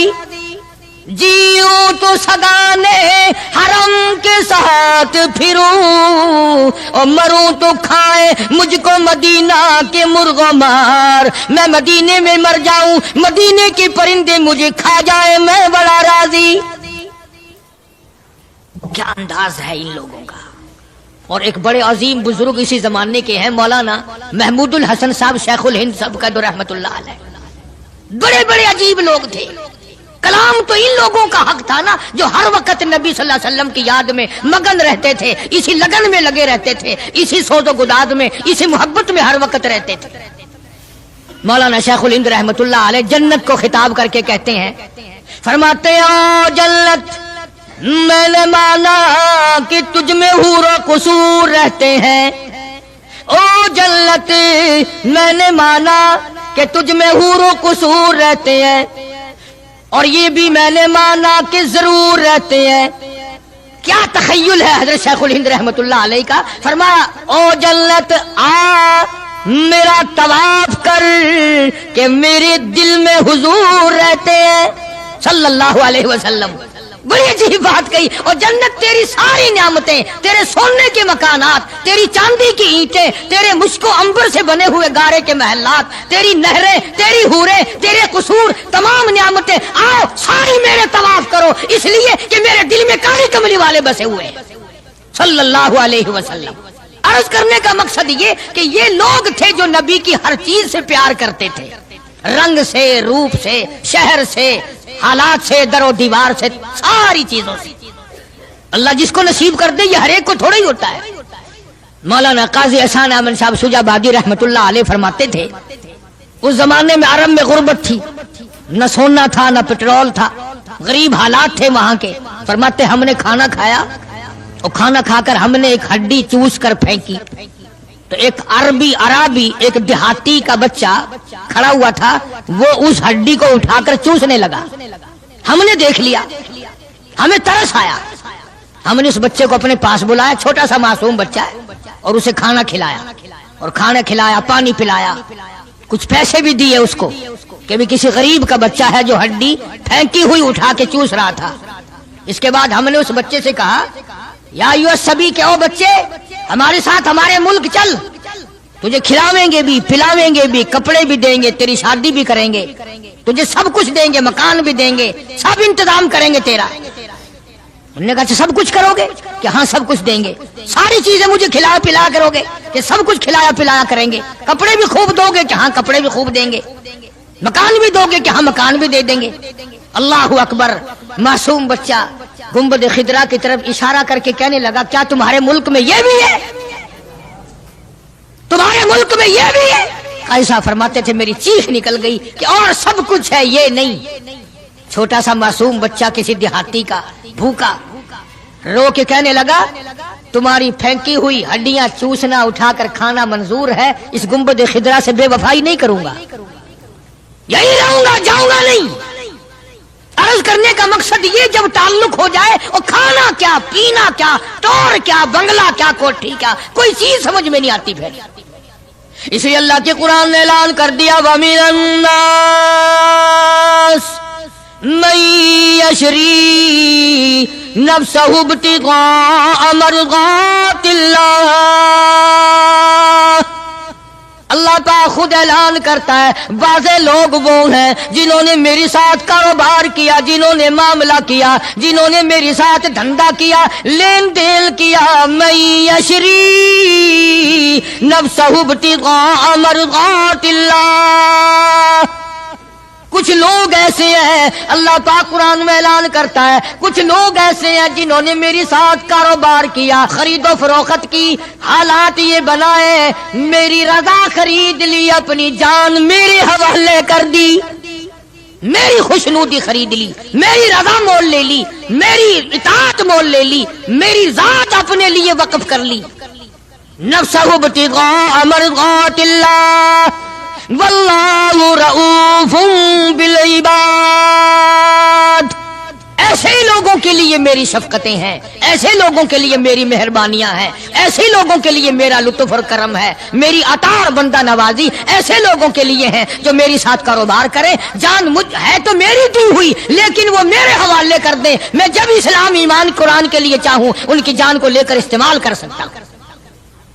اور آگے قرآن کریم نے جو بات فرمائی وہ بڑی عجیب ہے، فرمایا یا ایھا الذین آمنوا ادخلوا فی السلم کافہ، او ایمان والو، کلمہ پڑھنے والو، نبی کی زبان پر یقین کرنے والو، قبر اور قیامت پہ یقین کرنے والو، موت کا یقین کرنے والو، آخرت پہ ایمان رکھنے والو، آؤ ادخلوا فی السلم کافہ، اسلام میں پورے پورے داخل ہو جاؤ۔ یعنی یہ نہیں کہ دل میں تیرے اسلام ہے اور شکل تیری اسلام سے باہر ہے، یہ نہیں کہ دل میں اسلام ہے اور کپڑوں میں نہیں، دل میں اسلام ہے اور پیروں میں نہیں اور ہاتھ میں نہیں، اعمال میں نہیں، نظام میں نہیں، تو یہ بات غلط ہے۔ کافہ پورے پورے داخل ہو جاؤ اسلام میں مرنے سے پہلے پہلے۔ یہ نہیں ہے کہ دل میں تو محبت رکھو حضور کریم صلی اللہ علیہ وسلم کی اور تعلق، اور ویسے رکھو جی انگریز بہت اچھے ہیں جی، کیا کہنا انگریزوں کا، یہودی بہت اچھے ہیں، بہت اچھے ہیں، دنیا میں بڑے ترقی یافتہ ہیں، جی یہودیوں کی ریس کون کر سکتا ہے؟ خدا اس بات سے ناراض ہے، فرمایا ارے یہودی کیا کریں گے، سینکڑوں ہزاروں یہودی مل کر، کروڑوں یہودی مل کر نعوذ باللہ میرے بلال کی پیر کی اڑی ہوئی خاک کا مقابلہ نہیں کر سکتے۔ رہی بات دیانت و امانت کی کہ صاحب انگریز بڑی دیانت سے کام لیتے ہیں، یہ تو ہماری غلطی ہے، اسلام کی غلطی تھوڑی ہے، یہ اسلام نے تھوڑی سکھایا ہے کہ منہ میں اللہ اللہ کرو اور دل میں کچھ اور بسا کر کے رکھو، یہ بات تو قرآن نے نہیں سکھائی۔ فرمایا ادخلوا فی السلم کافہ، اسلام میں پورے پورے آ جاؤ، سر سے لے کر پیروں تک اسلام کو نافذ کرو، اپنے گھروں کو مسلمان والا گھر بناؤ، اپنے کاروباری ادارے کو، دکان کو اسلام والی بناؤ، یہ نہیں کہ بازار اور چیز ہے قرآن اور چیز ہے۔ یہ بات اجازت نہیں دیتا اسلام کہ مسجد میں آ کر کے نماز پڑھنا، اللہ اللہ کرنا اور دکان پہ بیٹھ کے ٹھگی مارنا، فریب کرنا، جھوٹ بولنا، قطعاً اجازت نہیں دیتا اسلام۔ ہر میدان کے لیے اسلام پکڑتا ہے، اس کی غلامی کرتے ہوئے چلنا پڑے گا، اگر اس کی غلامی نہ ہوئی تو بات بگڑے گی، اور یعنی اصل تو یہی بگڑے گی، یعنی بگڑے گی تو آگے جا کر کے بگڑے گی، اور ہزاروں کی بگڑتی دیکھی، دنیا ہی میں ہزاروں کی بگڑتی دیکھی۔ اس لیے مجذوب نے بڑا بر وقت ٹوکا، اور مجذوب بڑا جھنجھوڑتا ہے، کہتا کہ تجھے کیا معلوم ہے، یہ تو آخری وقت میں جا کر کے پتہ چلے گا کمائی کیا کرتا رہا۔ فرمایا دو دل کی زندگی پہ نہ اتنا اچھل کے چل، دو دل کی زندگی پہ نہ اتنا اچھل کے چل، یہ راستہ ہی چل چلاؤ کا ہے ذرا سنبھل کے چل۔ جوانی سب پہ آئی ہے، ہر ایک نے جوانی کو گزار دیا۔ نوجوانوں فخر نہ کرو، آج اگر تم مسجد میں نہیں آتے تو تمہارا کیا خیال ہے، تم نہیں آتے بلکہ وہ رب العالمین تمہیں اپنے دروازے پہ آنے نہیں دیتا، تم اس قابل نہیں کہ خدا کے دربار میں آ کے سر جھکاؤ۔ ساری چیزیں ہم محمد عربی صلی اللہ علیہ وسلم کی جتنی ہیں، خاندان سے بھی پیار کرنا پڑے گا اور آپ کے در و دیوار سے بھی اور ہر چیز سے محبت کرنی پڑے گی۔ اکابر کا یہی طریقہ رہا ہے۔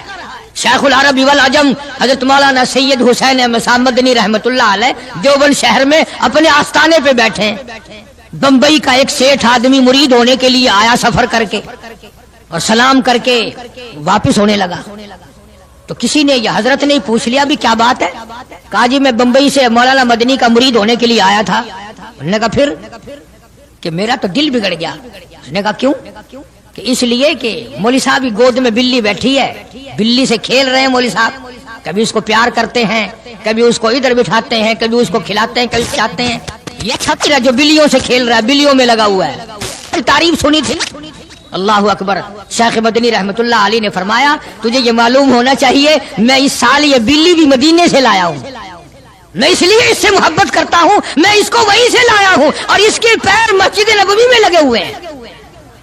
تو ہر آدمی ان چیزوں کو کے اندر غور نہیں کر سکتا، نہ سمجھ سکتا ہے۔ اسی طرح سے خدا کے قرآن سے بڑا پیار ہونا چاہیے کہ یہ اللہ کا کلام ہے اور محمد عربی صلی اللہ علیہ وسلم کا ساری زندگی کا تلاوت کردہ کلام ہے۔ میں بات کر رہا تھا صحابہ کرام کی کہ اللہ پاک نے ان کو اتنی عظمتیں عطا فرمائی کہ یہ نبی کے ساتھ ہو کر کے بھوکے رہے، پیاسے رہے، تنگ دستیاں اٹھائیں، فاقہ مستی گزاری، پریشانیاں جھیلی، لیکن ایک دن بھی اپنے نبی کو شکوے کا موقع نہیں دیا۔ آج کون ایسا کر سکتا ہے؟ کس کی مجال ہے کہ ان لوگوں کی ریس کرے؟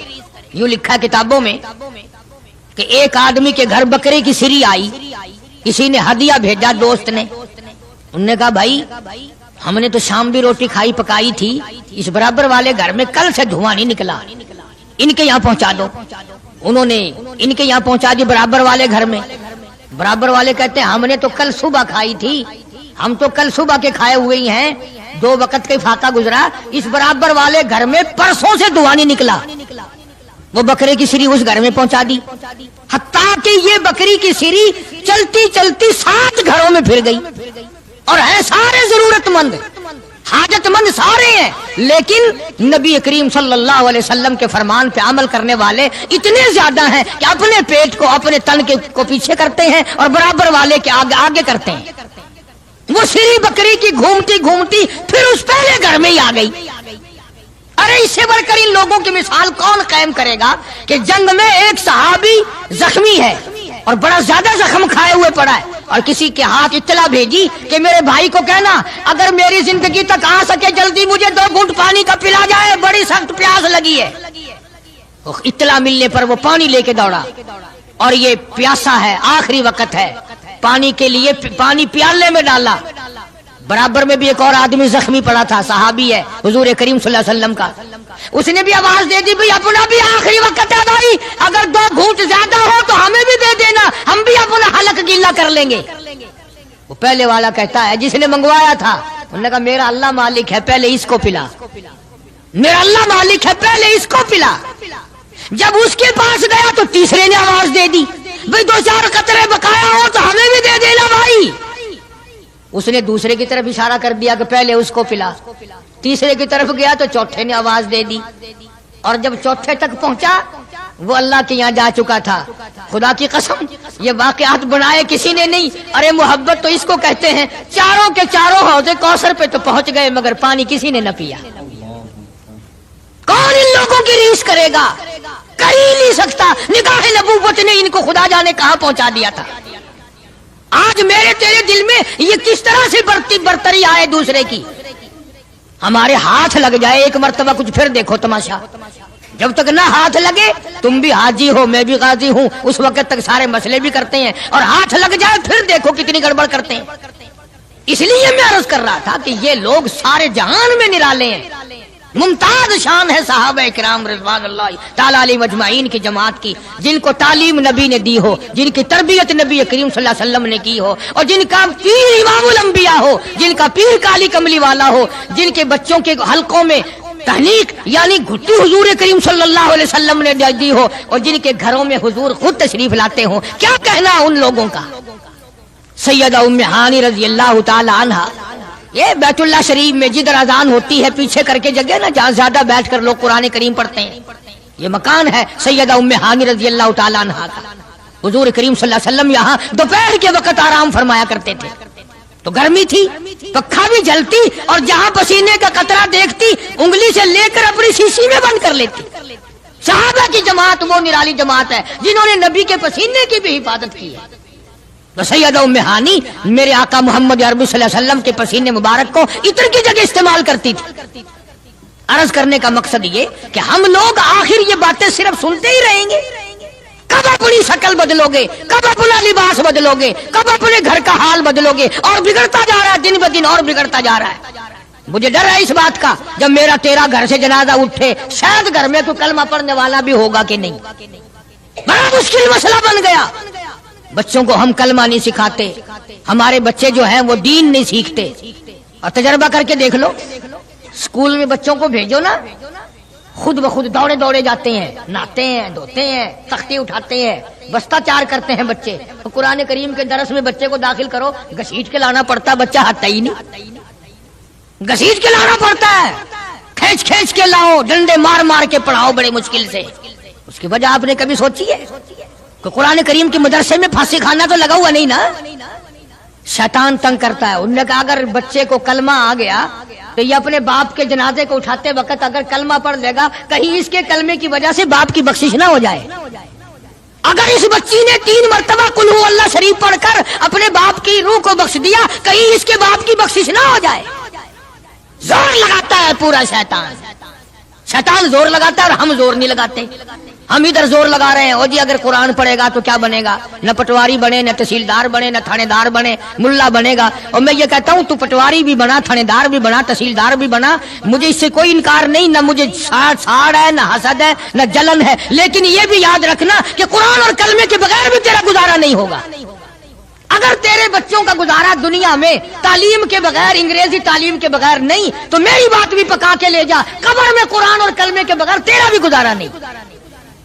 ارشاد فرمایا مدنی کریم صلی اللہ تعالی علیہ وسلم نے جو میری ذات پہ 1 مرتبہ درود پاک پڑھے گا، اللہ پاک اس کے 10 درجے بلند کر دیتا ہے، 10 گناہ معاف کر دیتا ہے، 10 نیکیاں نام اعمال میں درج ہو جاتی ہیں. اور ارشاد فرمایا مدنی کریم صلی اللہ علیہ وسلم نے، علامہ سخاوی لکھتے ہیں، اور لوگوں جو مجھ پہ کثرت سے درود پاک پڑھتا رہے گا اسی حالت میں موت آ جائے، قبر کے اندر کیڑے اس کی میت کو نہیں کھائیں گے. ارشاد فرمایا مدنی کریم صلی اللہ تعالی علیہ وسلم نے جو آدمی کثرت سے مجھ پہ درود پاک پڑھتا رہے گا قیامت کے دن اس کے منہ سے کستوری کی خوشبو آئے گی. مدنی کریم صلی اللہ تعالی علیہ وسلم کے سامنے ایک لڑکی کو لائے، عرض کرنے لگی کالی کملی والے میں آپ کی بہن ہوں، میں آپ کی ہمشیرہ ہوں. آپ صلی اللہ تعالی علیہ وسلم نے فرمایا میرا بھائی کوئی نہیں، میری بہن کوئی نہیں، میرے ابا میرے والدی میں اپنی اماں کے پیٹ میں تھا کہ دنیا سے رخصت ہو گئے، یتیم پیدا ہوا، میرا بھائی بہن کوئی نہیں. عرض کرنے لگی کالی کملی والے دودھ شریک بہن ہوں، جب آپ سیدہ حلیمہ کے یہاں دودھ پیا کرتے تھے میں آپ کو گود کھلایا کرتی تھی، میں آپ کی ہمشیرہ ہوں، آپ کی بہن ہوں، میں سفارش کرنے آئی ہوں اپنے قبیلہ بنو سعد کی، ان تمام کو آزاد کر دیجئے. آپ نے فرمایا مجھے کیا معلوم کس طرح سے تم میری بہن بن گئی ہو. ہاتھ آگے کر کے کہتی ہے کالی کملی والے آج تک میرے ہاتھوں سے سونگھ کر دیکھ لو نبوت کی خوشبو آ رہی ہے.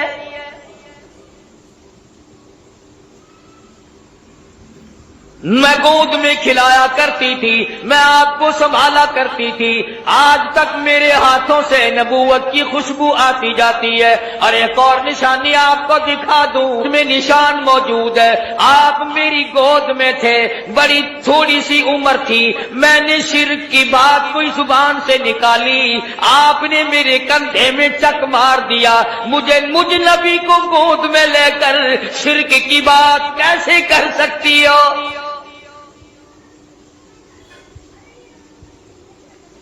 مدنی کریم صلی اللہ تعالی علیہ وسلم نے سفارش کو منظور فرما کر بنو سعد کے عورت مردوں کو آزاد کر دیا۔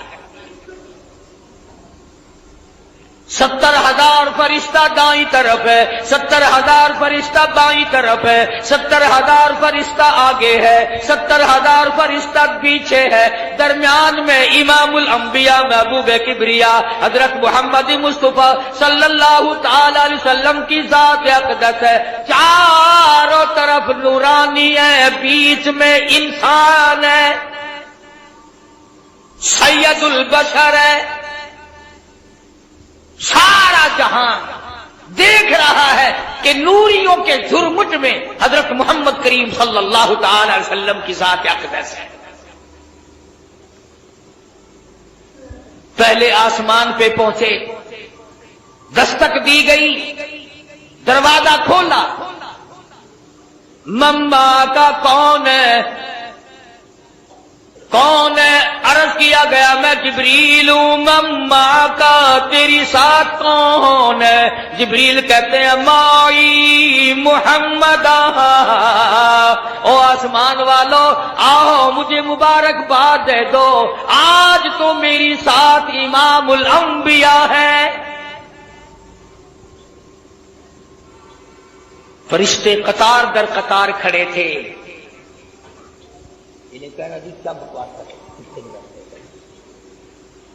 میں عرض کر رہا تھا کہ حضرت محمد الرسول اللہ صلی اللہ تعالی علیہ وسلم کی ذات فرشتوں کے جھرمٹ میں، نورانیوں کے جھرمٹ میں، حور و غلمان کی تبسم اور مسکراہٹوں میں سامنے پہلے آسمان پر تشریف لے گئے۔ سارے فرشتے استقبال میں کھڑے ہیں، دیدار کے لیے مشتاق ہیں۔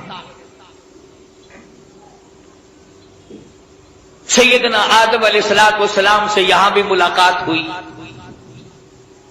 فرمایا یا مرحبا یا ابن صالح، او میرے بیٹے مبارک ہو، میں بھی تجھ پر فخر کرتا ہوں کہ میری اولاد میں سے اللہ پاک نے آپ کو پیدا فرمایا صلی اللہ علیہ وسلم۔ دوسرے آسمان پہ، تیسرے آسمان پہ استقبال ہوتا جاتا ہے، دیدار کے مشتاق فرشتے دیدار کرتے جاتے ہیں، قربان ہوتے جاتے ہیں، جدھر سے گزرو سلام ہے، جدھر سے گزرو درود ہے۔ فرشتے درود پڑھتے ہیں، سلام پڑھتے ہیں، ان اللہ، تحقیق میں خدا، میں پروردگار، و ملائکہ اور میرے فرشتے، یصلون علی النبی، مدنی کریم صلی اللہ علیہ وسلم کی ذات پہ درود پاک پڑھتے ہیں۔ یا ایھا الذین آمنوا، او ایمان والو تم بھی درود و سلام پڑھا کرو۔ ارشاد فرمایا مدنی کریم صلی اللہ تعالی علیہ وسلم نے، جو میری ذات پہ ایک مرتبہ درود پاک پڑھے گا، اللہ پاک اس کے 10 درجے بلند کر دیتا ہے، 10 گناہ معاف کر دیتا ہے، 10 نیکیاں نام اعمال میں درج ہو جاتی ہیں۔ اور ارشاد فرمایا مدنی کریم صلی اللہ علیہ وسلم نے، علامہ سخاوی لکھتے ہیں، اور لوگوں جو مجھ پہ کثرت سے درود پاک پڑھتا رہے گا، اسی حالت میں موت آ جائے، قبر کے اندر کیڑے اس کی میت کو نہیں کھائیں گے۔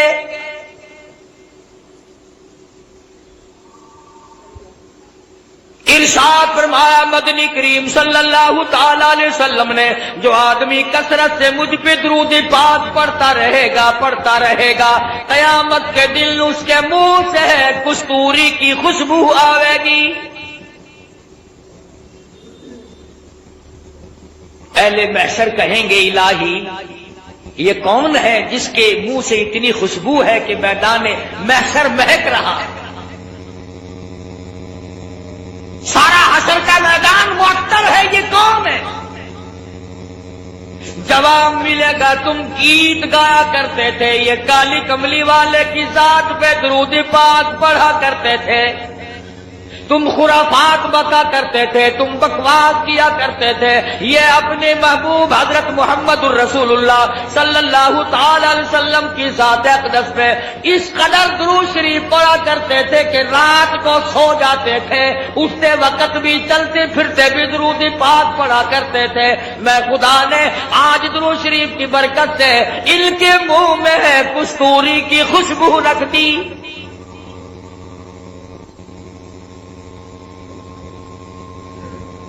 اور اس سے بڑھ کر کتنی بڑی بات ہے، علماء نے لکھا ہے کہ قیامت کے دن حضور صلی اللہ علیہ وسلم نے فرمایا کہ اس پیاس والے دن میں 50,000 سال کے پیاس والے دن میں خود ان لوگوں کو تلاش کرنے آؤں گا اور ہاتھ پکڑ کر حوض کوثر پہ لے جاؤں گا اور رحمت والے ہاتھوں سے پانی پلاؤں گا۔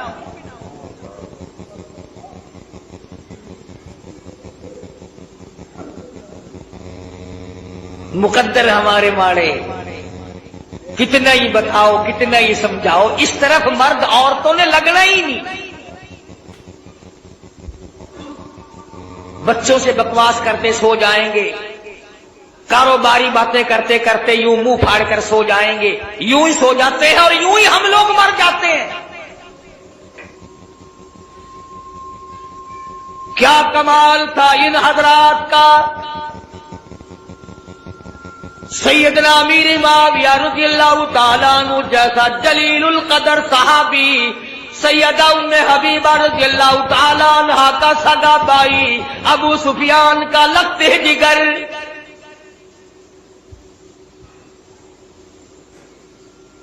جس گھر کی عورتوں کا یہ عالم ہے، جس گھر کی عورتوں کے عقیدے کا یہ حال ہے، ابو سفیان ابھی ایمان نہیں لائے تھے، مدینے پاک میں اپنی بیٹی سیدہ ام حبیبہ رضی اللہ تعالیٰ عنہا سے ملاقات کے لیے آئے، بیٹی سے ملنے کے لیے آئے۔ جب حجرے مبارک کے قریب آئے، اور لوگوں اور بلڈنگ کوٹھیوں بنگلوں پہ رات دن مرنے والوں، کبھی تو سیرت کی کتابیں اٹھا کر دیکھو، شہنشاہ کائنات کی کیا زندگی تھی۔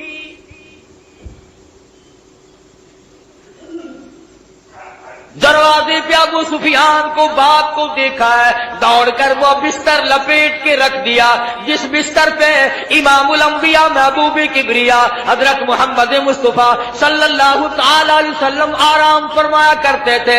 ابو سفیان نے دیکھ لیا، کہنے لگا بیٹی بے ادب ہو گئی ہو، گستاخ بن گئی ہو، ابا نہیں، لوگ اپنے ابا کے لیے بستر بچھایا کرتے ہیں، تم نے لپیٹ کے رکھ دیا۔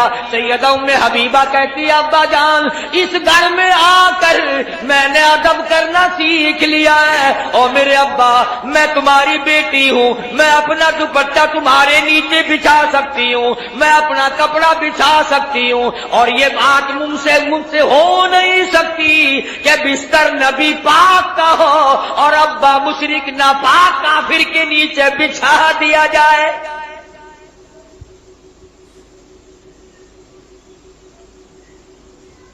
جس گھر کی عورتوں کا یہ عقیدہ ہو، مردوں کا کیا حال ہوگا؟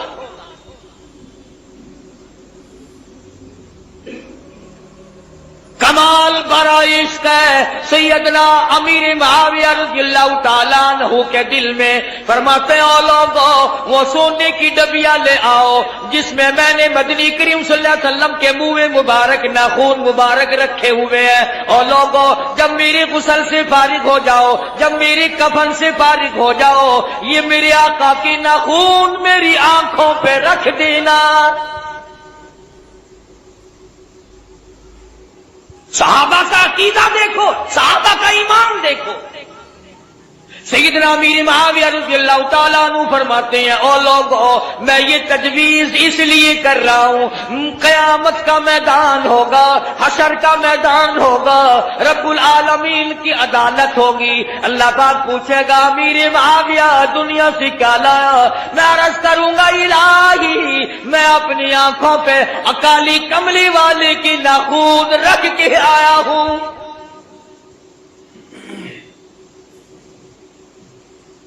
اور ہمارے علماء دیوبند کے عقیدے کے بارے میں کئی لوگ شک ڈال دیا کرتے ہیں، او میاں تو کو پتہ نہیں یہ اتو منیندن وچو نہیں منیندے اندازہ نہ اسا ایڈے کملے تھی گئے ہیں اپنے بچ نہ کو بڑھن دینے انہوں نے ساڑھے بچ بڑھ کے بھی دیکھ لیا کون ہے جو ہمارے اندر بڑھ سکتا ہے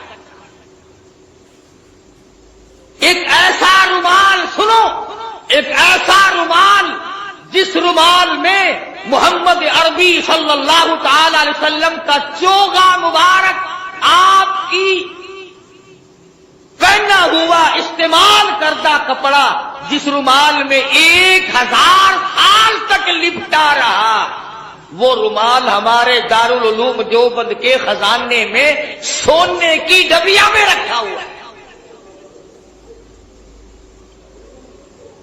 یعنی حضور کے کپڑے کی تو برکت جو تھی سو تھی جو حضور کے کپڑے کو کپڑا لگ گیا ہم تو اس کا بھی اکرام کرتے ہیں مگر یہ نہیں کہ چل پڑے مانگنے کے لیے یہ حضرت علی کا پنجہ ہے یہ حضرت حسین کی پگڑی ہے یہ حضرت حسن کا تیر ہے یہ امام زین العابدین کا گھوڑا ہے تمہارے پاس کہاں سے آ گئی ہے جھوٹ کے پیچھے لگتے ہو بکواس کے پیچھے لگتے ہو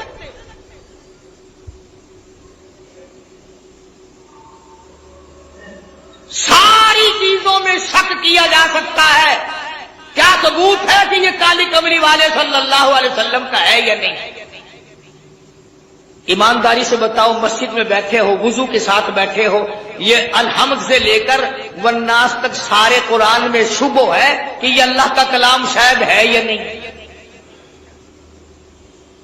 اللہ پاک نے نازل فرمایا جبریل امین لے کر آئے مدنی کریم صلی اللہ علیہ وسلم پہ نازل ہوا حضور صلی اللہ علیہ وسلم نے 23 برس تک رات دن اس قرآن پاک کی تلاوت کی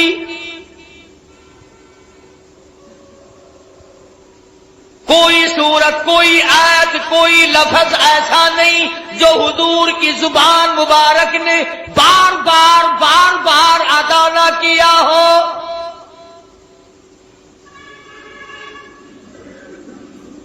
فرض نمازوں میں حضور نے یہی قرآن پڑھا تہجد کی نمازوں میں پڑھا اوابین کی نمازوں میں پڑھا بیٹھ کے تلاوت فرمائی کھڑے ہو کر تلاوت فرمائی رات کو تلاوت فرمائی دن کو تلاوت فرمائی امن ہوا قانت آناء اللیل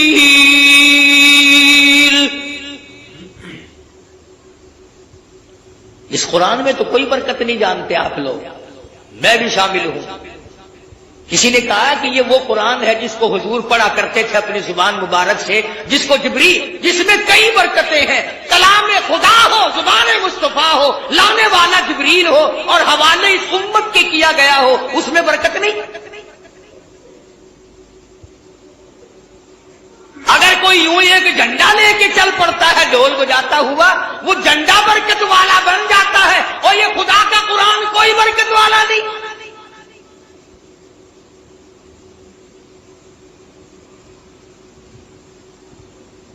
آج ہی صبح کتاب میں پڑھ رہے تھے کہ ایک آیت قرآن کی سیکھنا 100 رکعت نفلوں سے بہتر ہے ایک دین کا مسئلہ سیکھنا 1000 رکعت نفلوں سے بہتر ہے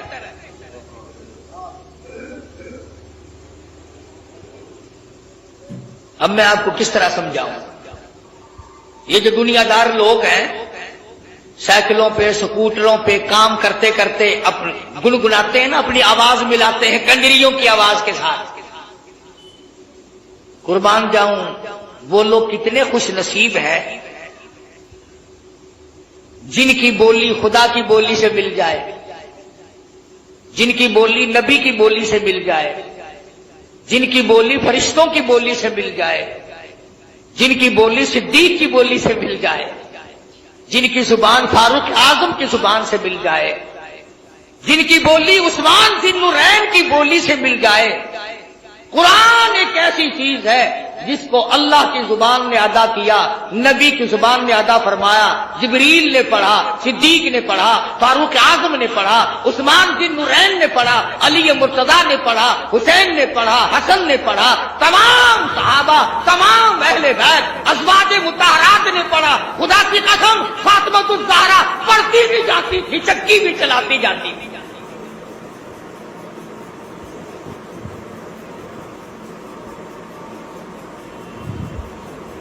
سیدہ رقیہ رضی اللہ تعالیٰ عنہا کی بولی سے اگر بولی ملانی ہو قرآن پڑھو،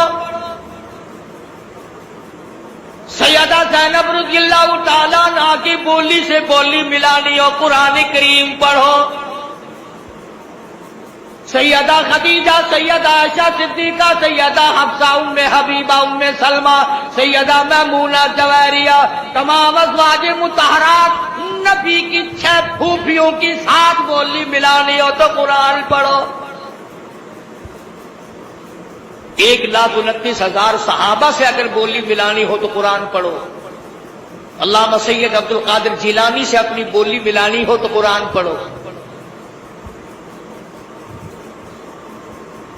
اس پر اعتقاد نہیں جمتا۔ یہ بات میں نے اس لیے ذرا لمبی کی، اگلی بات سمجھانا چاہتا ہوں۔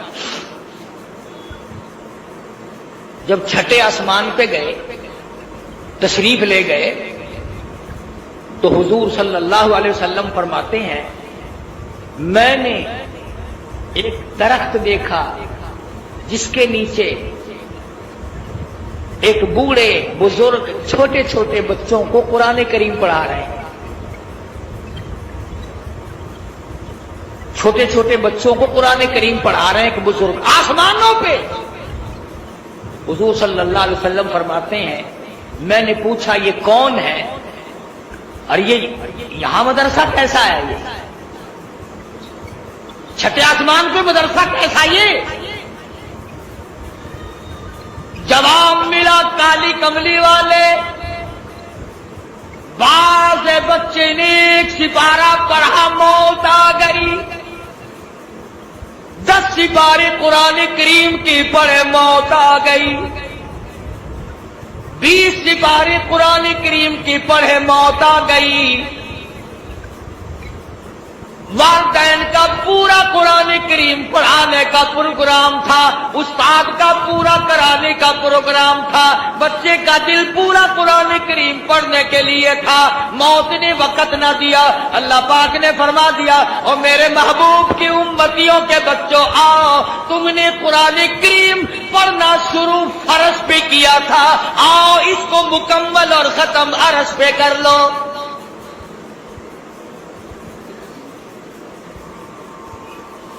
وہاں قرآن کریم ان کا مکمل کرایا جا رہا ہے اور جواب ملا کہ یہ حضرت ابراہیم علیہ السلام ہے جو ان کو قرآن کریم پڑھا ہے۔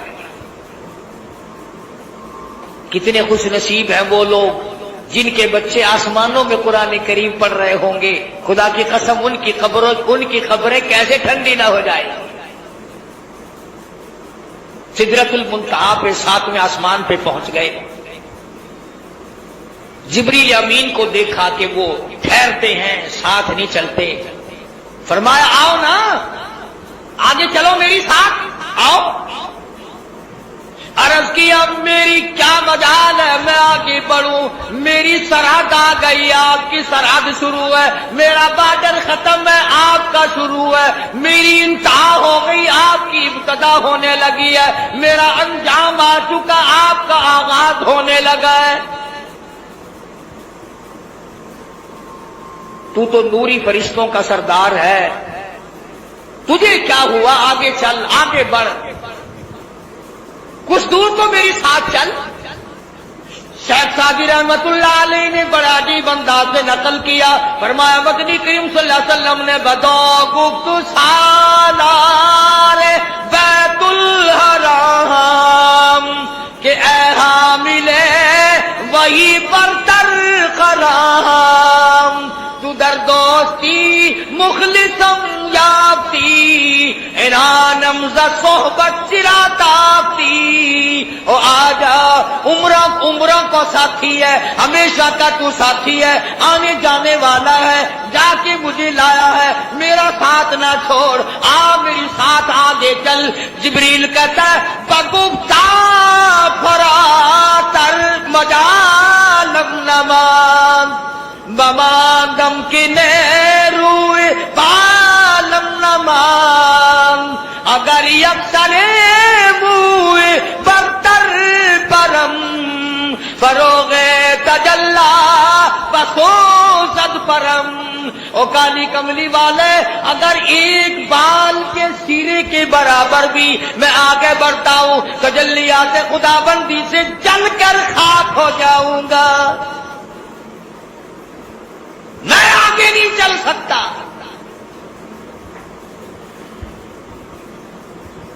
अंदाजा लगाओ, मसले हल हो रहे हैं मेराज वाली रात में। को लिख भेजा, अबू बकर के यहाँ इससे कम आटे में गुजारा हो सकता है, इतना आटा कम कर दिया जाए।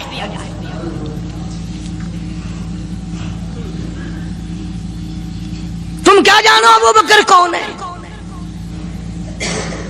कभी किसी बूढ़ी ने, कभी किसी बहू ने, कभी किसी ने धी ने कहा कि आओ आज अबू बकर सिद्दीक की न्याज पकाते हैं।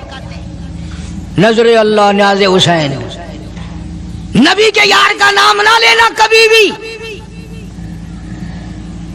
इमामुल अंबिया महबूब किबरिया हजरत मोहम्मद मुस्तफा सल्लल्लाहु ताला अलैहि वसल्लम ने फरमा दिया, ओ लोगों, उम्मत के तमाम लोगों का मैंने एहसानात का बदला चुका दिया, सबके कर्जे चुका दिए, सबके लेने देने मैंने बराबर कर दिए, पर ओ मेरे अल्लाह, अबू बकर के एहसानात का बदला तू दे सकता है, मैं नहीं दे सकता।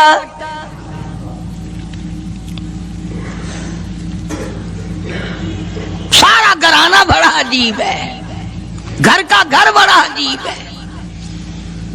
हिजरत फरमाकर तशरीफ ले गए नबी करीम सबका जो सल्लल्लाहु अलैहि वसल्लम की ज़ात अक़दस के साथ तशरीफ ले गए।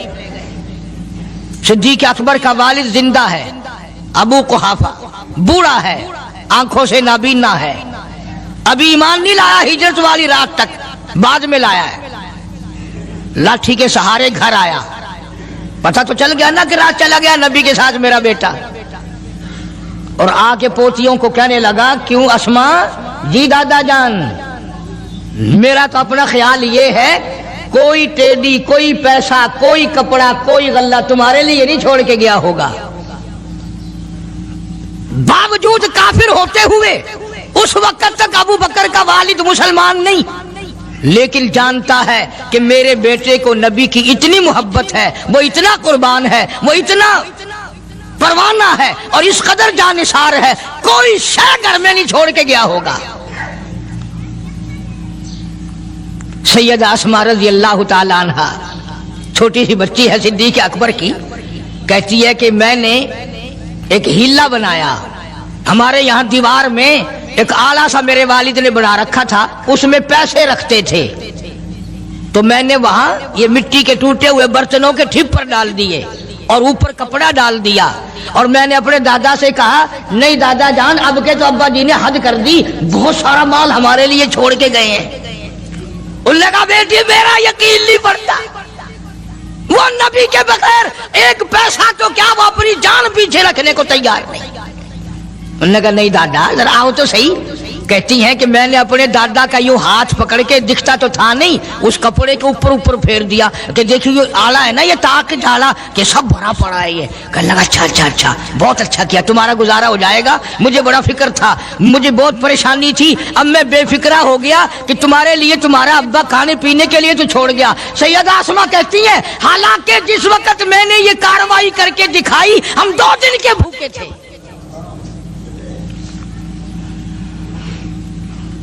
हजारों रुपया जितना भी माल था घर में, जब नबी के साथ गए सारा पल्ले बांध के ले गए,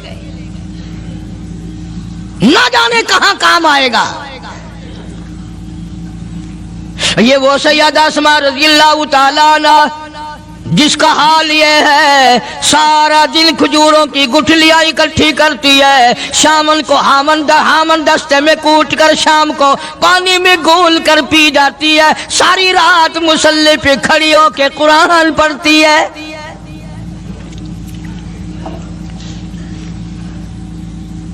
عجیب قسم کا گھرانہ ہے صدیق اکبر رضی اللہ تعالیٰ عنہ کا۔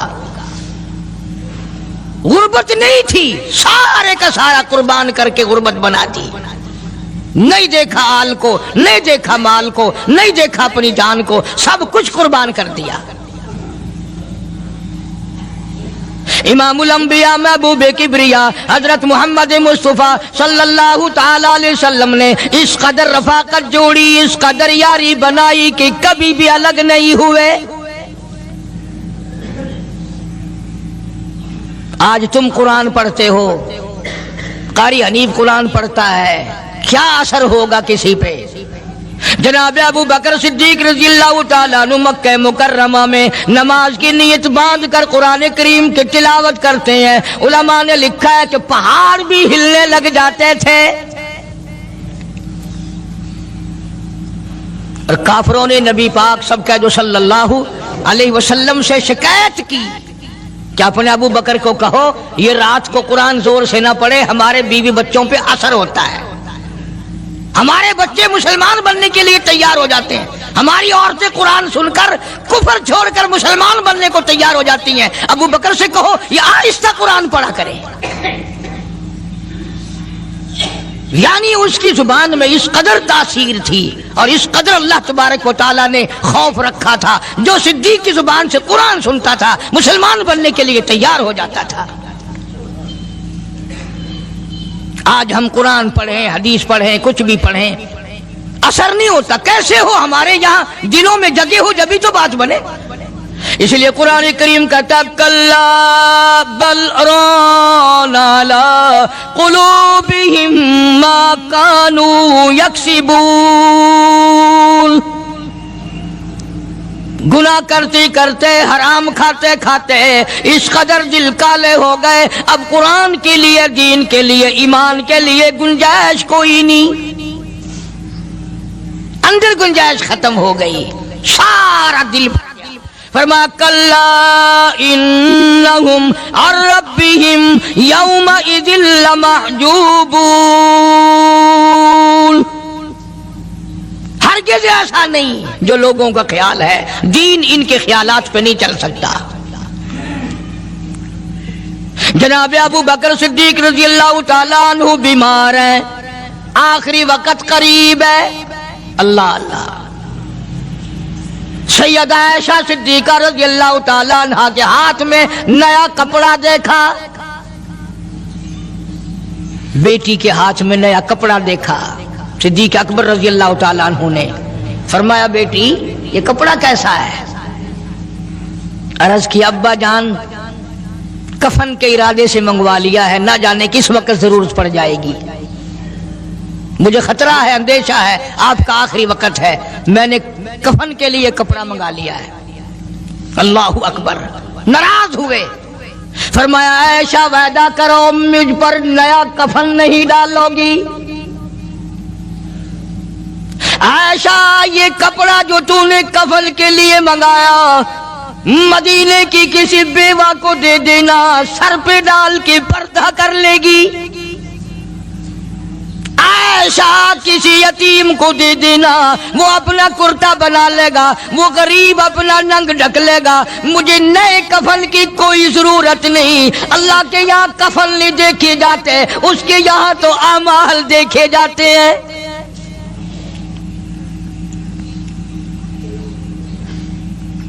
حضرت عائشہ رضی اللہ تعالیٰ عنہ نے اصرار کر دیا، ابا اجازت دے دو، اب تو میں نے منگا لیا ہے، اب تو میں نے منگا لیا ہے، دنیا کیا کہے گی؟ وقت کا حکمراں، وقت کا بادشاہ، نبی کا جانشین کو کفن بھی نہیں ملا۔ پھر دوسرا رخ اختیار کیا ہے صدیق اکبر سب کا جو رضی اللہ تعالیٰ عنہ، فرمایا عائشہ او میری بیٹی، نبی کریم صلی اللہ تعالی علیہ وسلم کا آخری وقت تیری گود میں آیا، سامنے آیا، تو نے آقا مدنی صلی اللہ علیہ وسلم کا آخری وقت دیکھا۔ حضرت عائشہ رونے لگی، ہاں میں نے دیکھا، سب کچھ مجھے معلوم ہے، پر اے عائشہ شہنشاہ کائنات کا کفن بتا۔ اس مدنی کریم صلی اللہ علیہ وسلم کا، دو جہان کے بادشاہ کا، یتیموں کے وارث کا، بیواؤں کے سہارے کا، دو جہان کے سردار، دو جہان کی رحمت حضرت محمد کریم صلی اللہ علیہ وسلم کا کفن بتا۔ حضرت عائشہ رونے لگی، عرض کی ابا جان، جن کپڑوں میں سرکار اس دنیا سے تشریف لے گئے ان کپڑوں میں 12 پیوند تھے، 12 ٹاکیاں تھی۔ فرمایا عائشہ پھر تیرا کیا خیال ہے، میرا محبوب ٹاکیوں میں گیا ہو میں نئے پہن کے جاؤں؟ جن کپڑوں میں میری وفات ہو یہی میرے کفن میں استعمال کرنا، یہی کپڑے مجھے کفن میں دے دینا جو میرے جسم پہ ہیں، اس لیے کہ جب میں اپنے آقا سے ملوں گا تو شرمندگی نہ ہو۔ اور آج ذہن یہ ہے کہ میت کے کپڑے کو ہاتھ بھی نہ لگانا، پہننا تو درکنار، ہاتھ لگانے کو تیار نہیں، گھر میں رکھنے کو تیار نہیں، یوں لکڑی سے اٹھا کر پرے پرے پھینکتے ہیں، آگ لگاتے ہیں، نہلانے والے کو دے دیتے ہیں، وہ بھی نہیں پہنتا، یوں ہی گلیوں میں نالیوں میں پھینک جاتا ہے۔ نہ تیرا باپ مرا، جب تجھے نفرت ہے کپڑوں سے، مردہ نوانے والے کا وہ ماما لگتا ہے، وہ کیوں پہنے؟ عرض کرنے کا مقصد یہ کہ ان حضرات کی زندگی تو دیکھو، اور وفات شریف سے پہلے 2.5 برس جو وظیفہ لیا، جو تنخواہ لی سرکاری خزانے سے، خیبر کی زمین بیچ کر صدیق اکبر رضی اللہ تعالیٰ عنہ نے 2.5 برس کی تنخواہ کا حساب کر کے وہ ساری تنخواہ جو لی تھی بیت المال میں واپس داخل کر کے پھر دنیا سے رخصت ہوئے۔ جو تنخواہ لی تھی 2-2.5 سال میں وہ ساری کی ساری واپس کر دی جناب ابو بکر صدیق رضی اللہ تعالیٰ عنہ نے، کہ میں مسلمانوں کا پیسہ کھا کے نہیں مرنا چاہتا، چاہے تنخواہ کے طور پر تھا، کل قیامت میں میرے لیے رکاوٹ نہ بن جائے۔ آج مجھے اور آپ کو تو یہ تلاش بھی نہیں کہ اپنا حلال کے پیسوں سے کفن تو بنا کے رکھ لیں۔ ایئر کنڈیشن کا ہر وقت ذکر ہے، گھر میں ہونا چاہیے، فریج ہونا چاہیے، پکھے ہونے چاہیے، یہ ہونا چاہیے، کار ہونی چاہیے، موٹر ہونی چاہیے، یہ ہونا چاہیے، اور کبھی گھر میں یہ ذکر بھی ہوا کہ حلال کا کفن بھی ہونا چاہیے۔ وہ کدھر سے آئے گا؟ اس کے لیے کون انتظام کرے گا؟ کون ہم نے گھر میں پیدا کر رکھا ہے جو اس وقت یہ بات دیکھ کر کفن لائے گا؟ اس لیے قرآن کریم نے اعلان کر دیا، لوگوں اپنا سب کچھ پاک صاف بن کے دنیا سے جاؤ، اپنا بدن بھی پاک ہو، عمل بھی پاک ہو، پیٹ بھی پاک ہو، کفن بھی پاک ہو۔ ان ساری میں وہ بات کرتا ہوں جس سے نہ دیوبندی بچے، نہ بریلوی بچے، نہ شیعہ بچے، نہ سنی بچے۔ موت کا جھٹکا تو سب کو لگنا ہے نا، اور ایسا لگتا ہے لاکھوں برس تک منہ کڑوا رہتا ہے۔ جناب صدیق اکبر رضی اللہ تعالیٰ عنہ نے وہ تنخواہ جو لی تھی ساری زندگی میں وہ بھی بیت المال میں واپس کر دی، اور تمام کے تمام لوگوں کے حقوق چکا دیے۔ باقی جو بات رہی وہ سیدھی کمتر مرحوم کہتا ہے، اجا صدیق دا اسلام تے قرضہ بقایا ہے، اجا صدیق دا اسلام تے قرضہ بقایا ہے، جتا جس دے ہاتھوں اس آخری ضامن دسایا ہے، وصولی دا نہ چنتا نہ لکھوایا صحابہ نے۔ مدنی کریم صلی اللہ تعالی علیہ وسلم کے جانثار، نبی کا یار، نبی کا وفادار، ہر وقت کا ساتھی اسی غم میں رہتا ہے، اور وصیت کی کہ مجھے غسل دینا، میرے انہی کپڑوں میں دفن کرنا، اور فرمایا میرا جنازہ اٹھا کر حجرے مبارک کے سامنے لے جانا، حجرے عائشہ کے سامنے لے جانا، توجہ کرنا، نیند نہ کرو۔ اور یوں فرمایا نبی پاک صلی اللہ علیہ وسلم کی جہاں قبر شریف ہے، حضور کا حجرہ ہے، روضہ ہے، دروازے پہ کھڑے ہو کر آواز لگانا، کالی کملی والے صدیق آ گیا ہے۔ فرمایا اگر اجازت ہو تو اندر دفن کرنا، اور اگر اجازت نہ ہو تو جنت البقیع میں لے جانا۔ علماء کہتے ہیں کہ جب میت کو جا کر کے روضہ اقدس صلی اللہ علیہ وسلم کے سامنے رکھا اور آواز لگائی تو دروازہ خود بخود کھل گیا، اور آواز آئی دیر نہ کرو، محبوب کو محبوب سے ملا دو۔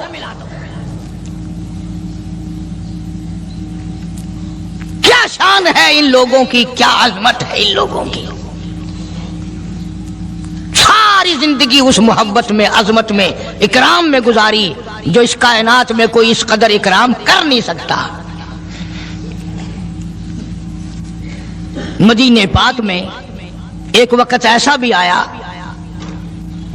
کہ دشمنوں نے مدینے کے گورنر کو گانٹھ لیا، اس کو رشوت دی، پیسے دیے، اور کہا کہ ہمیں اجازت ہونی چاہیے، ہم روضہ اقدس کو کھود کر ابو بکر صدیق اور فاروق اعظم کی لاشیں نکالنا چاہتے ہیں یہاں سے۔ چنانچہ حاکم وقت نے پیسے کھا کر اجازت دے دی۔ شمس الدین سراج ایک بزرگ ہے جو اس وقت مدینے پاک یعنی روضے کے متولی ہیں، مسجد نبوی کے متولی ہیں، گنبد خضرا صلی اللہ علیہ وسلم کے محافظ اور نگہبان ہیں۔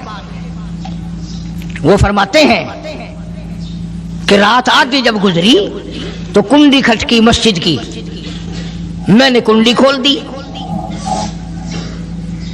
تو مجھے حکم ملا کہ تم خاموش رہو، اگر آواز نکالو گے سر اتار دیا جائے گا۔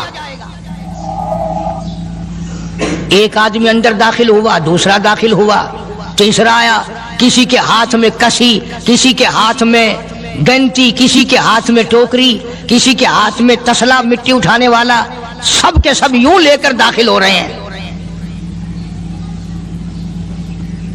اور مجھے یہ کہا گیا کہ یہ جو کچھ کرتے ہیں روکنا نہیں، کسی کو بتانا نہیں۔ شمس الدین سراج بزرگ رحمت اللہ علیہ کہتے ہیں وہ جب 40 کے 40 اندر داخل ہو گئے، پچھلے نے مجھے اشارہ کیا دروازہ بند کر دے، اب کسی اور کو اندر نہ آنے دینا۔ وہ اللہ والا کہتا ہے مجھے بتا تو دیا گیا تھا دونوں جلیل القدر صحابہ حضرت شیخین کی بیعت بھی کریں گے، قبر کھود دیں گے، ان کی میت نکال لیں گے۔ فرماتے ہیں میں نے دروازہ بند کر دیا، میں سجدے میں گر گیا، مولا او میرا بس نہیں، میرا کوئی چارہ نہیں، میری حکومت نہیں، میری فوج نہیں، میرا لشکر نہیں، میرے پاس توپ نہیں، میرے پاس لشکر نہیں، او میرے مولا میں نے سنا ہے جیسے نبوت کا محافظ تو ہے، اسی طرح صدیق کی صداقت کا، فاروق کی عدالت کا بھی تو ہی نگہبان ہے۔ مولا میری موت بھیج دے، میں نہ دیکھوں۔ شمس الدین سراج بزرگ کہتا ہے کہ اللہ کا حکم ہوا، میں نے بھی دعا تو کی تھی رو رو کے، میرے دیکھتے دیکھتے، توجہ کرنا لفظ سمجھو، میرے دیکھتے دیکھتے مسجد نبوی میں زمین پھٹی اور بمائے چوکریوں کے، بمائے سامان کے 40 کے 40 کو زمین نگل گئی۔ اللہ تم سب کو مدینے پاک جانا نصیب فرمائے۔ وہ جو قالین بچھے ہوئے ہیں نا، کسی پرانے عرب سے اب بھی پوچھ لینا، لمبا کالا کالا نشان لگا ہوا ہے، یہ نشانی ہے کہ وہ کالے جو تھے نا اندر کے کالے، وہ سب یہاں کا رکھ ہوئے ہیں۔ یعنی خدا صدیق اکبر کا، فاروق اعظم کا، نبی کے یاروں کا اتنا بڑا محافظ ہے، جو بدنیت سے آئے تھے ان سب کو زمین نگل گئی۔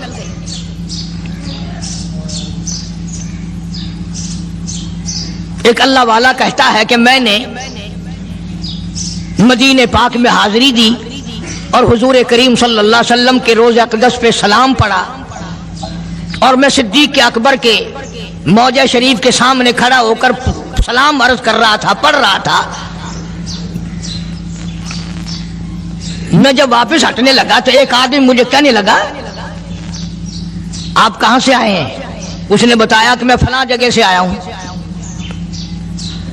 کہ آپ بڑے نیک آدمی معلوم ہوتے ہیں، بڑا اچھا سلام پڑھ رہے تھے، تعریف اچھی کر رہے تھے، میرے یہاں کھانا کھانے چلو۔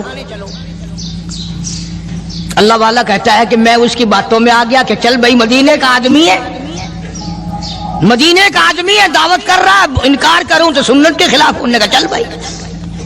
لے گیا اور وہاں جا کر ایک مکان میں اس اللہ والے کو بند کر کے، کوٹڑی میں اس کو زنجیروں میں باندھ کر اس کی زبان کاٹ دی۔ تو نے صدیق کی اتنی تعریف کیوں کی؟ اور پھر چھوڑ دیا کہ جا صدیق سے ٹھیک کرا کے دکھا۔ وہ پھر مسجد نبوی میں آیا۔